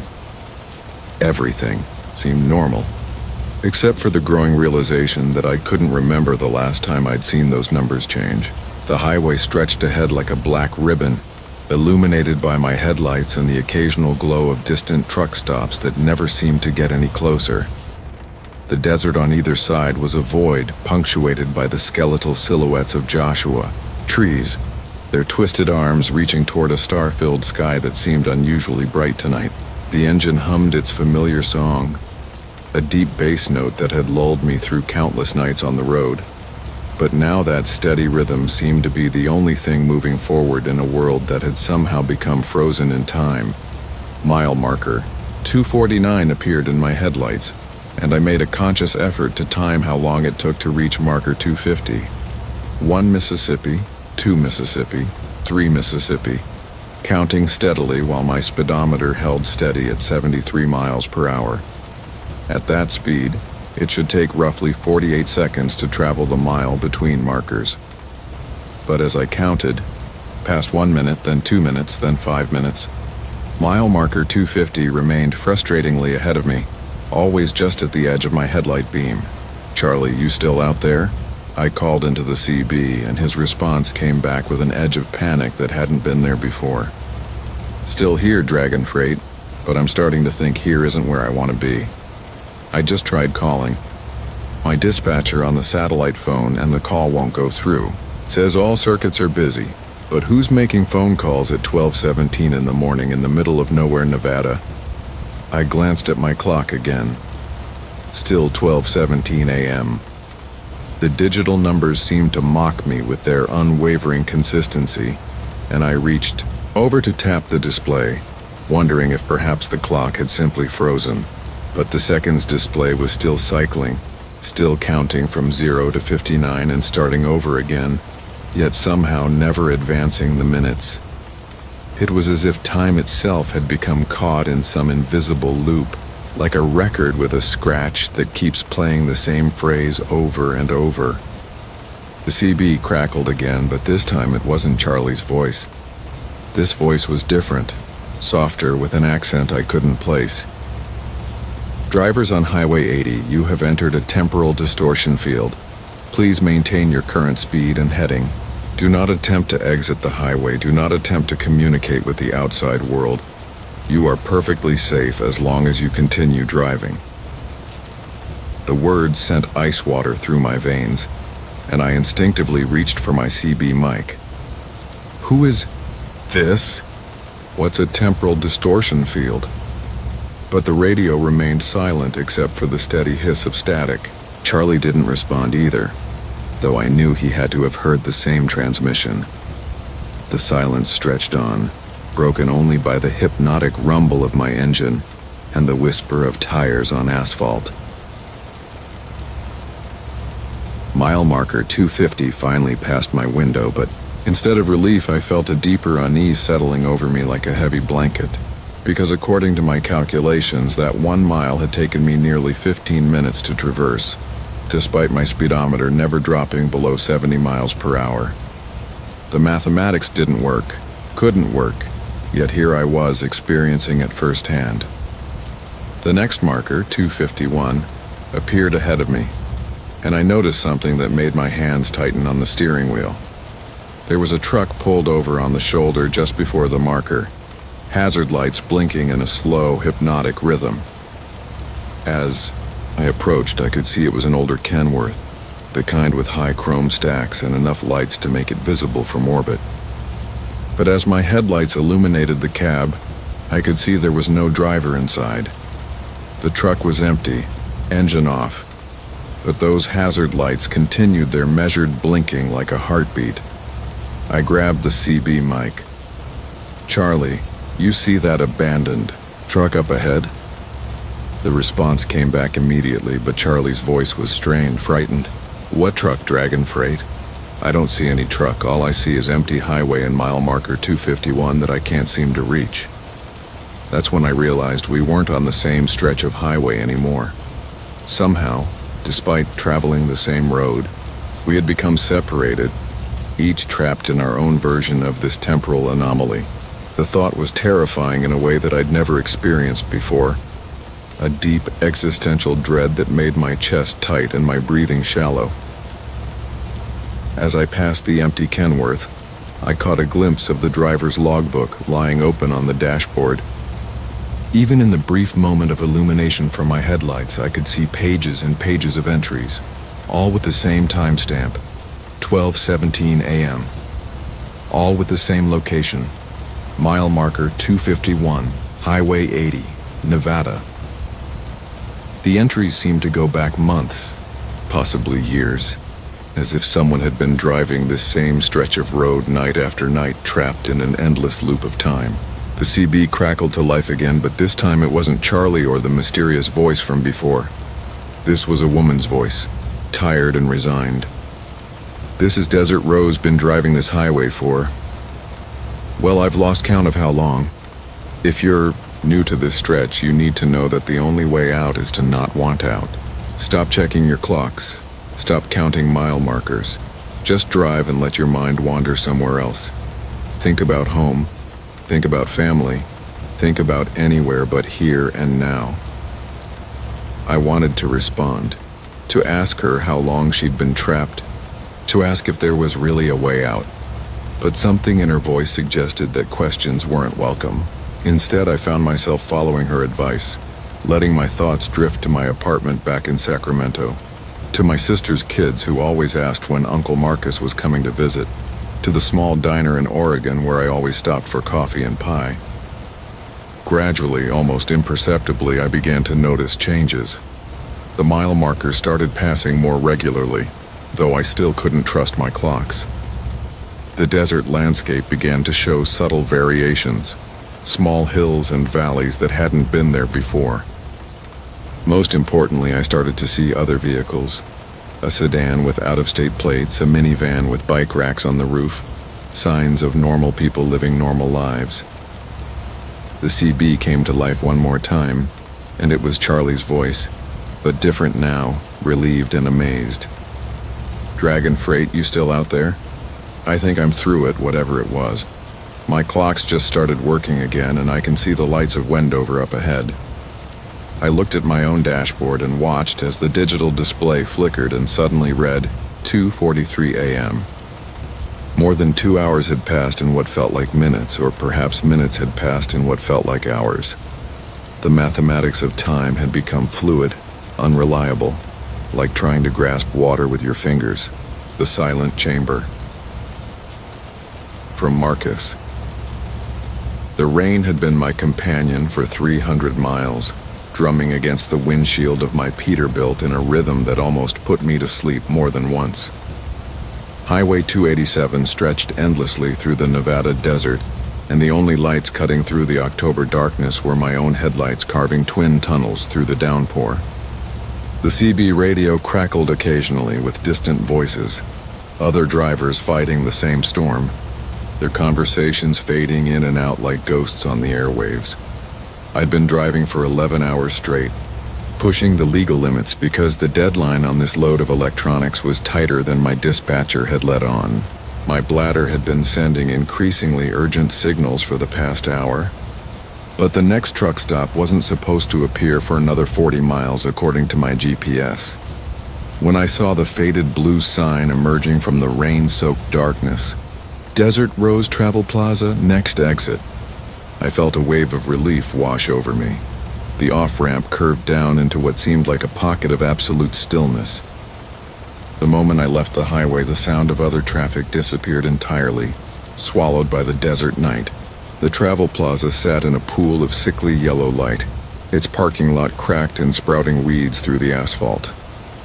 Only 2 other vehicles occupied the vast space. A rusted sedan that looked like it hadn't moved in months, and an old Freightliner with mud-caked plates I couldn't read. I pulled my rig into the far corner of the lot, the air brakes hissing as I settled into park. The rain continued its relentless percussion on the cab roof, and I sat for a moment, studying the building through my side window. The Desert Rose Travel Plaza had clearly seen better decades. Half the letters in the neon sign had burned out, leaving only DSRTRC TRV LPLZ flickering weakly against the storm clouds. The windows glowed with that harsh fluorescent light that makes everything look like a crime scene photograph. The urgency in my bladder finally overcame my reluctance to venture out into the rain. I grabbed my jacket and pushed open the cab door, immediately feeling the cold droplets sting my face. The parking lot was full of potholes that had become temporary ponds, and I had to navigate carefully to avoid soaking my boots completely. Each step sent small splashes echoing across the empty asphalt, the sound seeming unnaturally loud in the desert silence. The front door of the travel plaza was heavy glass, cracked in one corner but still functional. A small bell chimed as I entered, though the sound seemed muffled as if the air inside was somehow thicker than it should be. The interior was exactly what I expected from a place like this. Tired linoleum floors, shelves of overpriced snacks and truck supplies, and a counter where a thin man with hollow eyes watched me with more attention than seemed warranted for a simple customer. "Evening," I said, nodding to the clerk as I headed toward the back of the store where a faded sign indicated the restrooms were located. He didn't respond, just continued staring with those sunken eyes that seemed to follow my movement across the store. The fluorescent lights overhead buzzed with an irregular rhythm, occasionally flickering and casting strange shadows between the merchandise aisles. The restroom was down a short hallway that felt longer than it actually was, with walls painted in a color that might have been beige decades ago, but had faded to an indeterminate shade somewhere between gray and brown. The men's room door was heavy wood, scarred and marked with the kind of wear that comes from years of use by travelers who had no particular respect for the facilities. I pushed open the door and immediately noticed something odd. In most public restrooms, especially in places like travel plazas with concrete walls and tile floors, there's always an echo. Drop your keys and they clatter. Clear your throat and it bounces back at you. Speak aloud and your voice gets that hollow, reverberant quality that reminds you you're in an enclosed space with hard surfaces. This restroom had no echo at all. I stood just inside the door for a moment, testing this strange acoustic property. I clicked my tongue, expecting to hear that sharp sound bounce off the walls and come back to me. Instead, the click seemed to be absorbed instantly, as if the air itself was swallowing the sound. I cleared my throat experimentally, and the noise died the moment it left my lips, creating a sensation that was deeply unsettling in a way I couldn't quite articulate. The restroom itself was surprisingly clean for such a run-down establishment. 3 stalls lined the far wall, their doors hanging slightly open to reveal spotless white fixtures. The sinks were old but well-maintained, and the mirror above them was clear and uncracked, reflecting the harsh fluorescent lighting without the usual distortion you'd expect from cheap glass. I approached the middle stall, my footsteps making no sound despite the hard tile floor. The silence was so complete that I became hyper-aware of my own breathing, the rustle of my jacket, the small mechanical sounds of my watch. But none of these sounds seemed to travel beyond my immediate vicinity. It was as if I was surrounded by an invisible barrier that absorbed every noise before it could reflect off any surface. Inside the stall, I noticed that the walls were covered with the usual collection of graffiti that you find in truck stop bathrooms. Phone numbers, crude drawings, philosophical musings from drivers with too much time and too little sleep. But as I read through them, something began to bother me about the messages. They all seemed to be variations on the same theme. Warnings about the silence. "Don't talk in here," read one message scrawled in blue ink. "The quiet ain't natural," said another in fading pencil. "Sound goes somewhere else," was carved directly into the paint with what looked like a knife blade. "They're listening from the other side," appeared in red marker near the toilet paper dispenser. I felt a chill that had nothing to do with the October rain outside. The graffiti seemed fresh despite the aged appearance of everything else in the building, as if drivers had been stopping here recently and feeling compelled to leave warnings for whoever came after them. I realized I was holding my breath, afraid to make any sound in this unnaturally quiet space. As I finished my business and prepared to leave the stall, I decided to test the acoustic properties more deliberately. I called out hello in a normal speaking voice, expecting to hear nothing in return. What happened instead made my blood turn to ice water in my veins. My voice disappeared instantly as I'd expected, absorbed by whatever strange property made this room so silent. But a few seconds later, I heard something that made every hair on my body stand up. From somewhere beyond the walls, muffled and distant but unmistakably clear, came the sound of my own voice calling hello back to me. It wasn't an echo exactly, because echoes bounce back immediately and fade quickly. This was my voice with my exact intonation and accent, but it was coming from somewhere else entirely, somewhere that felt very far away. I stood frozen in the stall, listening with every fiber of my being. The silence pressed in around me like a living thing, and I realized that the sound absorption wasn't just preventing echoes within the room. It was somehow channeling sounds elsewhere, to some other place that existed parallel to this one, and that other place was occupied by something that had learned to mimic voices. From beyond the walls, I heard footsteps that matched the rhythm of my own heartbeat. They were walking back and forth as if whoever was making them was pacing restlessly. Then came a sound that made my skin crawl, the distinctive hiss of air brakes releasing, exactly like my Peterbilt outside. But the sound was coming from behind the wall, from whatever space existed on the other side of this reality. I carefully pushed open the stall door, moving as quietly as possible. The main area of the restroom remained unnaturally silent, but now I could hear other sounds filtering through from that parallel space. Diesel engines idling, CB radio chatter, the ping of cooling metal, the slam of truck doors. It was like listening to a busy truck stop, but one that existed in some shadowy reflection of the world I knew. Then I heard voices, multiple voices, all talking at once in low, urgent tones. I couldn't make out the words, but the cadence and inflection sounded familiar. With growing horror, I realized they all sounded like truck drivers, like men who had stopped here over the years and spoken in this silent room. And now their voices were trapped in that other place, endlessly repeating conversations that no one would ever hear. I began backing toward the door, desperate to escape this unnatural chamber before whatever existed on the other side found a way through. But as I reached for the door handle, I heard something that stopped me cold. My own voice, speaking words I had said earlier that evening into my CB radio. "This is the Blue Thunder heading east on 287. Anybody got a copy?" The route that bubbles. From Jake Morrison. The asphalt on Route 47 had always been different, though I couldn't put my finger on exactly how until that October night, when the rain started falling in sheets across my windshield.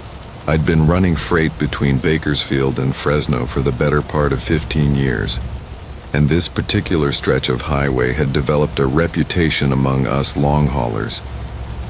Not the kind of reputation that keeps you away, mind you, but the kind that makes you grip the steering wheel a little tighter and keep your CB radio turned up just in case. My Kenworth's headlights carved through the darkness ahead as I downshifted coming off the overpass, the familiar rumble of the diesel engine settling into that steady rhythm that usually lulled me into a comfortable trance. The wipers swept back and forth in a hypnotic cadence, clearing away the October rain that had been following me since I left the truck stop in Delano. It was nearly 2 a.m, and the highway stretched empty in both directions, nothing but the occasional reflector post catching my lights like tiny amber eyes watching from the shoulder. That's when I first noticed the bubbling. At first, I thought it might be a trick of the rain and my headlights, the way water can play games with your perception when you've been driving too long. But as I maintained my speed through the gentle curves of this particular section, I could see it clearly in the wash of my beams. The asphalt itself seemed to be moving, not cracking or buckling like you'd expect from a road in need of repair, but actually bubbling up in small, perfectly round mounds that appeared and disappeared as I passed over them. I keyed the CB radio, scanning through the channels for any other drivers who might be on this route. Static filled the cab for a moment before I heard Tommy Williamson's voice crackle through the speaker. Tommy drove a red Peterbilt and had been working these California highways longer than anyone I knew. "Jake, that you on 47? His voice came through clear despite the distance. "Yeah, Tommy, you ever notice anything strange about the road surface out here? Looks like the asphalt is moving somehow." There was a pause long enough that I thought I might have lost the signal, before Tommy's voice came back, quieter this time. "You seeing the bubbles, Jake?" Something in his tone made me ease off the accelerator slightly. "Yeah, that's exactly what they look like." "You know what causes that?" "Been driving this route for 32 years, Tommy said, and I could hear the engine noise in the background suggesting he was somewhere nearby. "First time I saw them bubbles was back in '91, right after they finished that construction project through here. Thought it was just the new asphalt settling, you know, but they never stopped. I watched my speedometer drop to 55 as I navigated another curve, my eyes fixed on the road ahead where the bubbling seemed to be getting more frequent. Each bubble was about the size of a manhole cover, rising up smooth and round from the asphalt surface before gradually sinking back down. In the rain, they gleamed like black mirrors reflecting my headlights. "Tommy, what was that construction project about?" I asked, though part of me wasn't sure I wanted to know the answer. "They never really said," came his reply, heavy with something that might have been resignation. "Just that they needed to reroute this section, dig deeper than usual. Took them almost 2 years to finish, working mostly at night. Local folks complained about the noise, but the state said it was necessary for the new weight limits they were planning." As if responding to our conversation, the bubbling intensified. I could feel slight vibrations through the steering wheel now, not the familiar road rumble of a truck hitting small imperfections, but something more rhythmic, almost like a heartbeat transmitted through the wheels and up into the cab. The rain continued to streak across my windshield, but I noticed that where it hit the bubbling sections of road, the water seemed to run off faster, as if the asphalt there was somehow warmer. I was so focused on the road surface that I almost missed the first sign that something had gone seriously wrong with Route 47 tonight. In my peripheral vision, I caught a glimpse of what looked like steam rising from the shoulder, thin wisps that were barely visible in the darkness beyond my headlights. I eased the truck toward the center line, giving the shoulder a wider berth, and that's when I saw that the steam wasn't coming from the shoulder at all. It was rising directly from the bubbles in the asphalt. "Tommy, you still out there?" I called into the CB but got only static in response. I tried adjusting the squelch and switching channels, but the radio seemed to have lost all signal. The digital clock on my dashboard read 2:17 a.m., and according to my GPS, I still had another 12 miles of Route 47 before I could exit onto the interstate.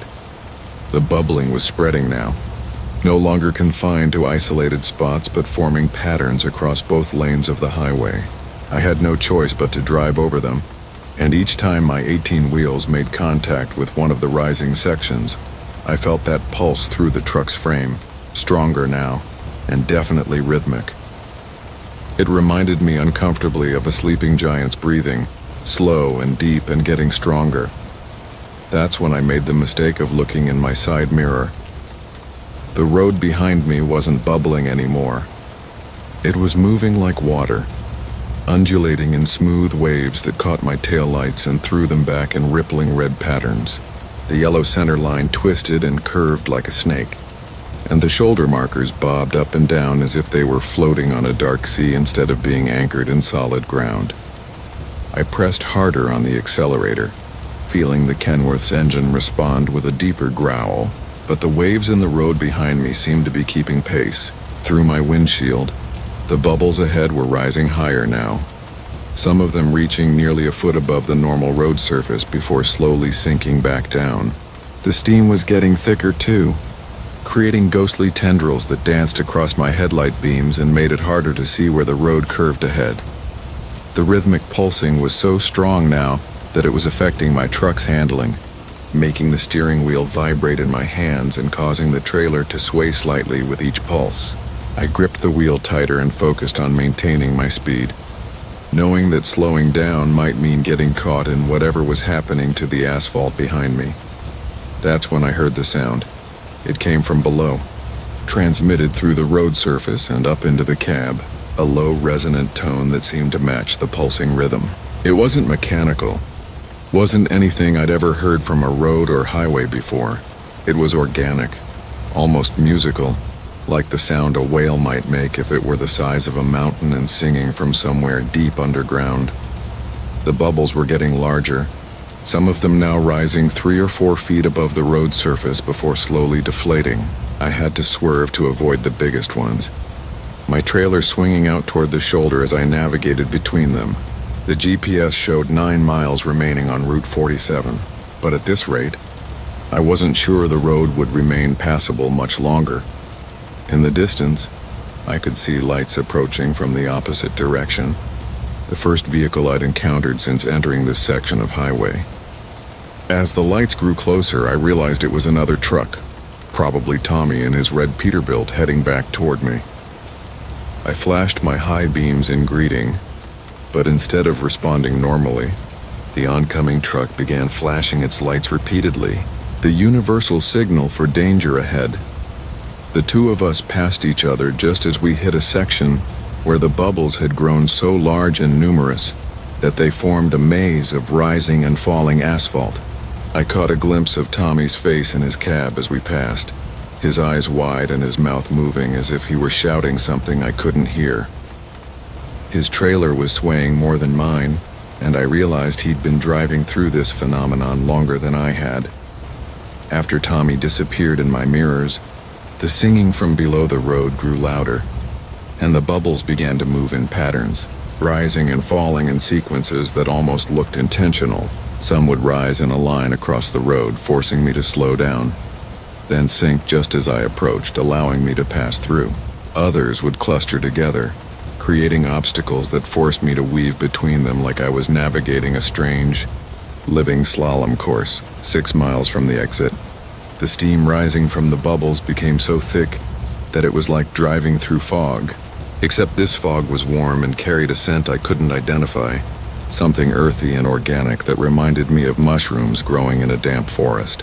My truck's air conditioning system couldn't seem to filter it out, and the smell grew stronger with each mile. The load that remembers. From Marcus Chen, the manifest said it was furniture. But furniture doesn't usually require a refrigerated trailer, and it certainly doesn't hum like that. I'd been driving freight for 15 years, hauling everything from electronics to livestock, but this load out of Portland had me questioning whether I should have taken the job at all.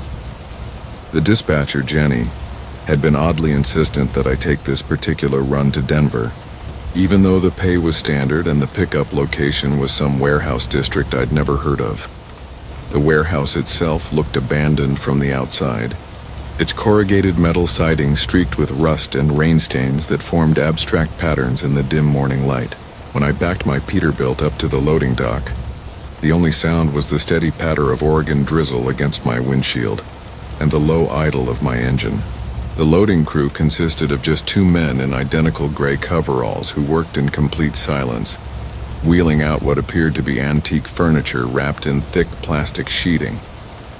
Chairs, tables, wardrobes, all of it looking like it belonged in someone's grandmother's house rather than making a cross-country journey in a temperature-controlled trailer.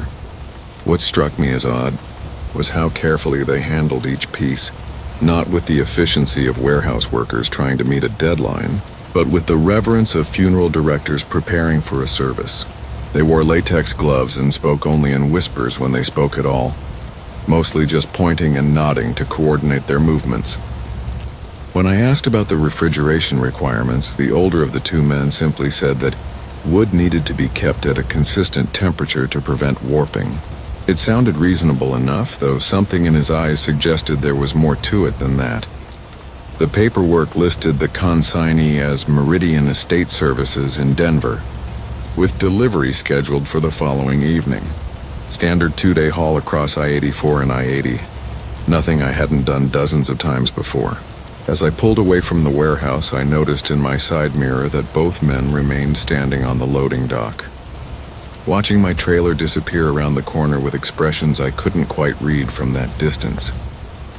The first unusual thing happened about 3 hours into the drive. Somewhere along the Columbia River Gorge, where the highway curves between basalt cliffs and the water, stretches out like hammered steel under the overcast sky, I became aware of a sound coming from the trailer, a low humming that seemed to rise and fall with the rhythm of breathing. At first I assumed it was just the refrigeration unit cycling, but the pitch was too organic, too musical. It reminded me of the way my grandmother used to hum while she cooked, wordless melodies that seemed to carry the weight of decades. I pulled over at a truck stop near the Dalles to check the trailer, walking around the perimeter and listening carefully. The humming was definitely coming from inside, though it stopped the moment I approached the rear doors. The refrigeration unit was functioning normally according to its digital display, maintaining a steady 58 degrees. When I pressed my ear against the trailer wall, I could hear nothing but the mechanical whisper of circulating air. But as soon as I walked away, the humming resumed, drifting across the parking lot like smoke. The second day brought clearer skies and stranger dreams. I'd spent the night at a motel in Ontario, Oregon, one of those single-story places with doors that open directly onto the parking lot and ice machines that rattle like old bones. My room faced the truck, and through the thin curtains I could see my Peterbilt, sitting under the yellow glow of sodium vapor lights. The humming had continued through the evening, sometimes joined by what sounded like creaking wood and the soft whisper of fabric against fabric, as if someone were moving carefully through the furniture inside. In my dreams that night, I walked through rooms I'd never seen before, furnished with the same antique pieces I was hauling.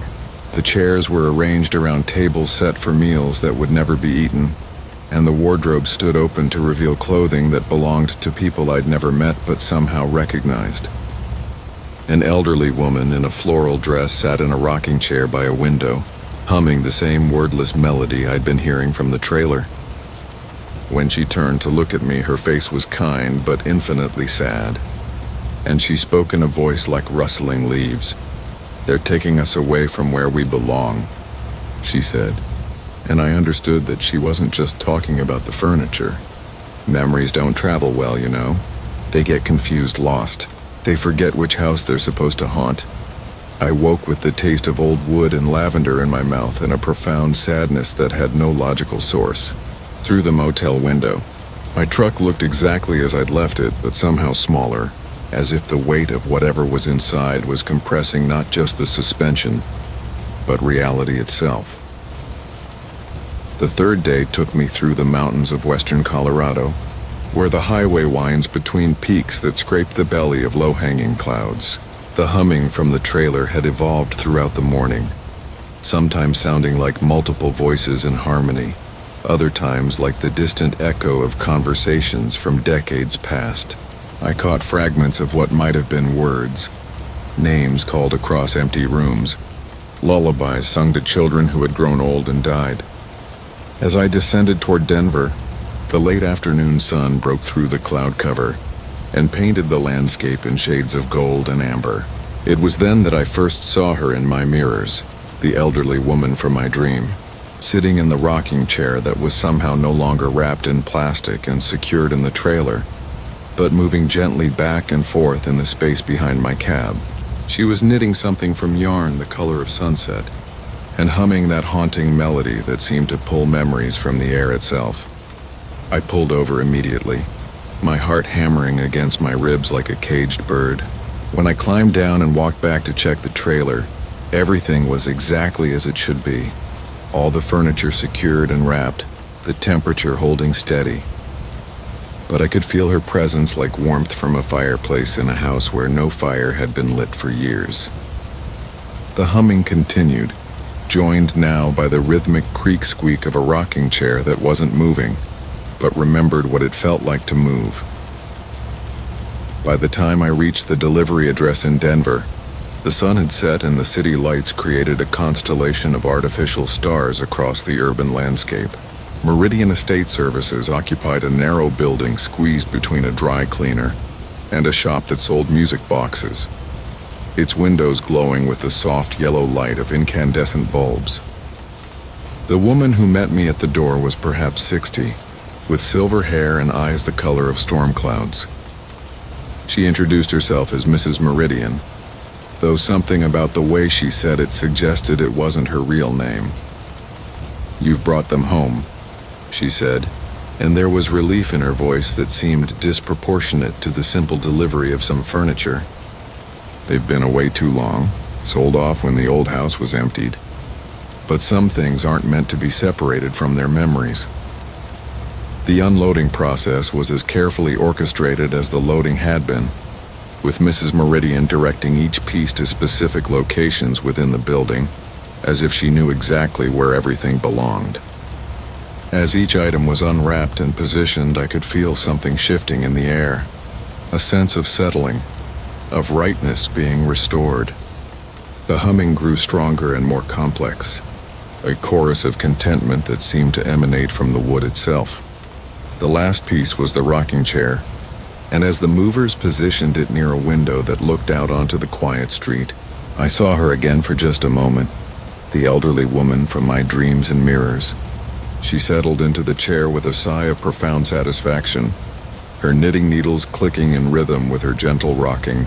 When she looked at me, she smiled and nodded, a gesture of gratitude that brought unexpected tears to my eyes. Mrs. Meridian signed the delivery papers and handed me an envelope that felt heavier than it should have for a simple payment. As I walked back to my truck, I could hear the harmonized humming drifting from the windows of the building, a sound like home itself given voice. The envelope contained my standard fee plus a generous tip and a handwritten note that simply read, "Some cargo carries more than weight. Thank you for bringing our family back together." I drove back through the Denver night with an empty trailer that somehow felt fuller than when it had been loaded. The memory of that otherworldly humming stayed with me, and sometimes, on quiet stretches of highway when the engine settles into its steady rhythm and the miles unspool like ribbon beneath my wheels, I swear I can still hear it, riding the wind that flows over my cab and reminding me that some things we carry are more precious than we'll ever know. The next morning, I called the dispatcher to let her know the delivery was complete. Jenny seemed unusually interested in the details, asking questions about the condition of the cargo and whether there had been any problems during transport. When I mentioned the humming, there was a long pause before she spoke again, the passenger who never warmed up. From Marcus, the heater had been blasting for 3 hours straight when I picked her up outside that roadside diner in Wyoming. But somehow the cab of my Peterbilt still felt like the inside of a freezer. I'd been running freight between Denver and Seattle for the better part of 15 years, and I thought I had seen every kind of weather the mountain passes could throw at a driver. But this October night was different, the kind of cold that seemed to seep through the metal and glass and settle deep in your bones, no matter how high you cranked the thermostat. She was standing beneath the flickering neon sign of Murphy's All Night Eats, thumb extended toward the interstate, and something about the way she stood perfectly still in that bitter wind made me tap the brakes. Most hitchhikers dance from foot to foot or wave their arms to stay warm, but she just stood there like a statue, her long dark coat barely moving in the gusts that were rocking my 18-wheeler. The diner's red neon cast everything in an unsettling glow, but when my headlights swept across her face as I pulled onto the shoulder, I noticed her eyes immediately. They were the palest blue I'd ever seen, almost white, like winter ice under moonlight, and they seemed to hold their own cold light that had nothing to do with the neon or my high beams. Company policy said no passengers, but something about her made me reach across and pop open the passenger door anyway.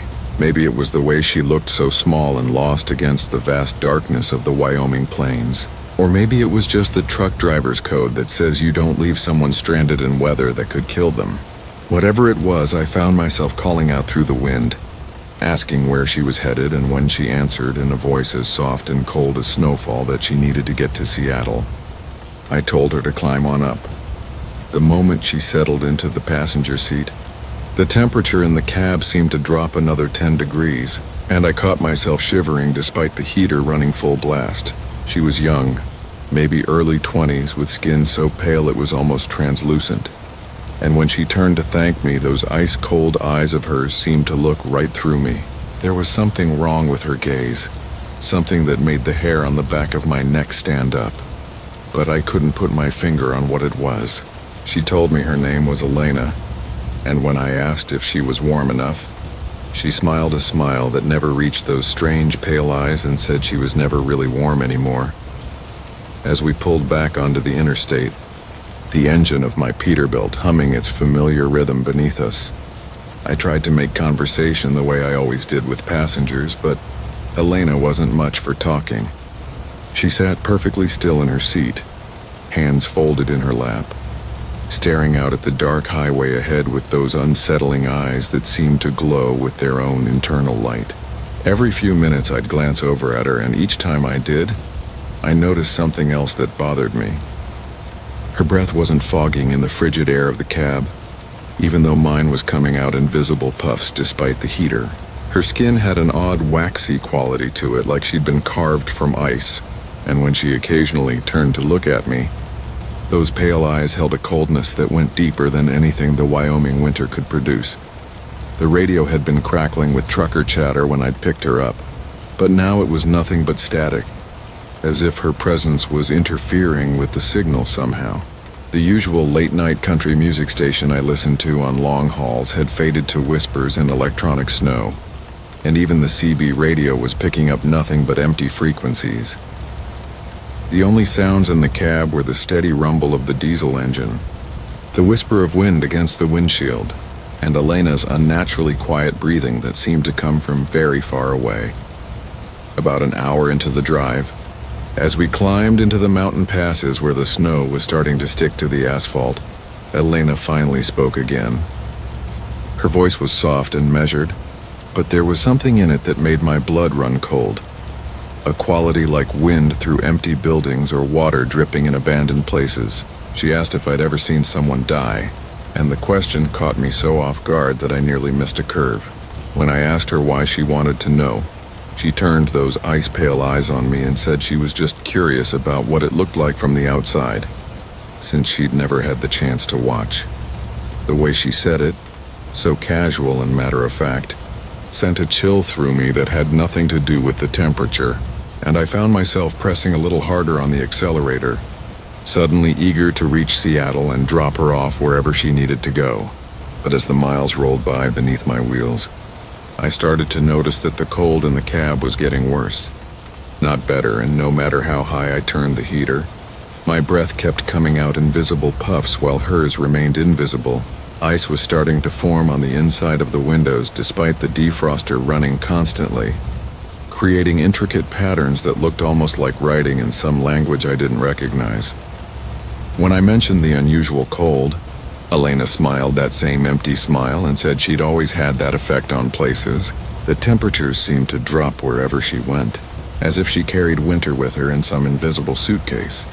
She told me it had started after her accident, though when I asked what kind of accident, she just stared out at the swirling snow and said it was the kind you don't walk away from.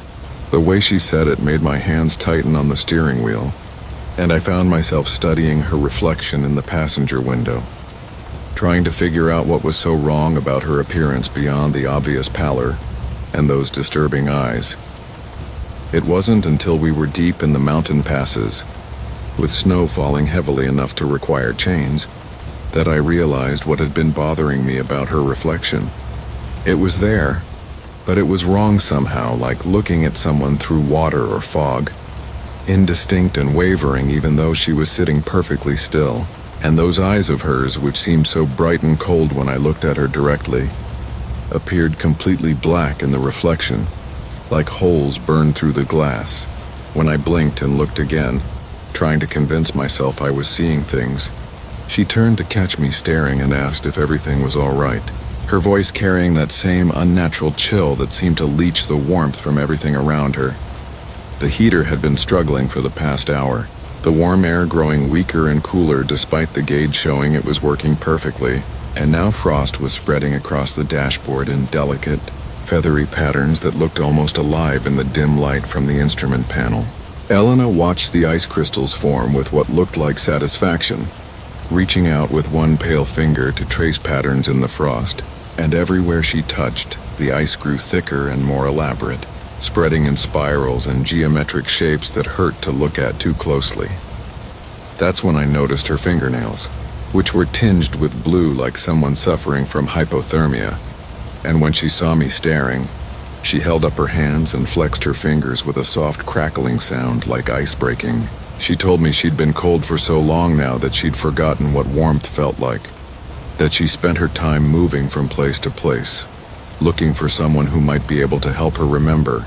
But everyone she met seemed to get colder and colder the longer she stayed with them, until eventually they stopped moving altogether, and she'd have to find someone new. The engine started missing then, coughing and stuttering in a way that my Peterbilt had never done before, and the cab lights flickered as if the electrical system was struggling against some kind of interference.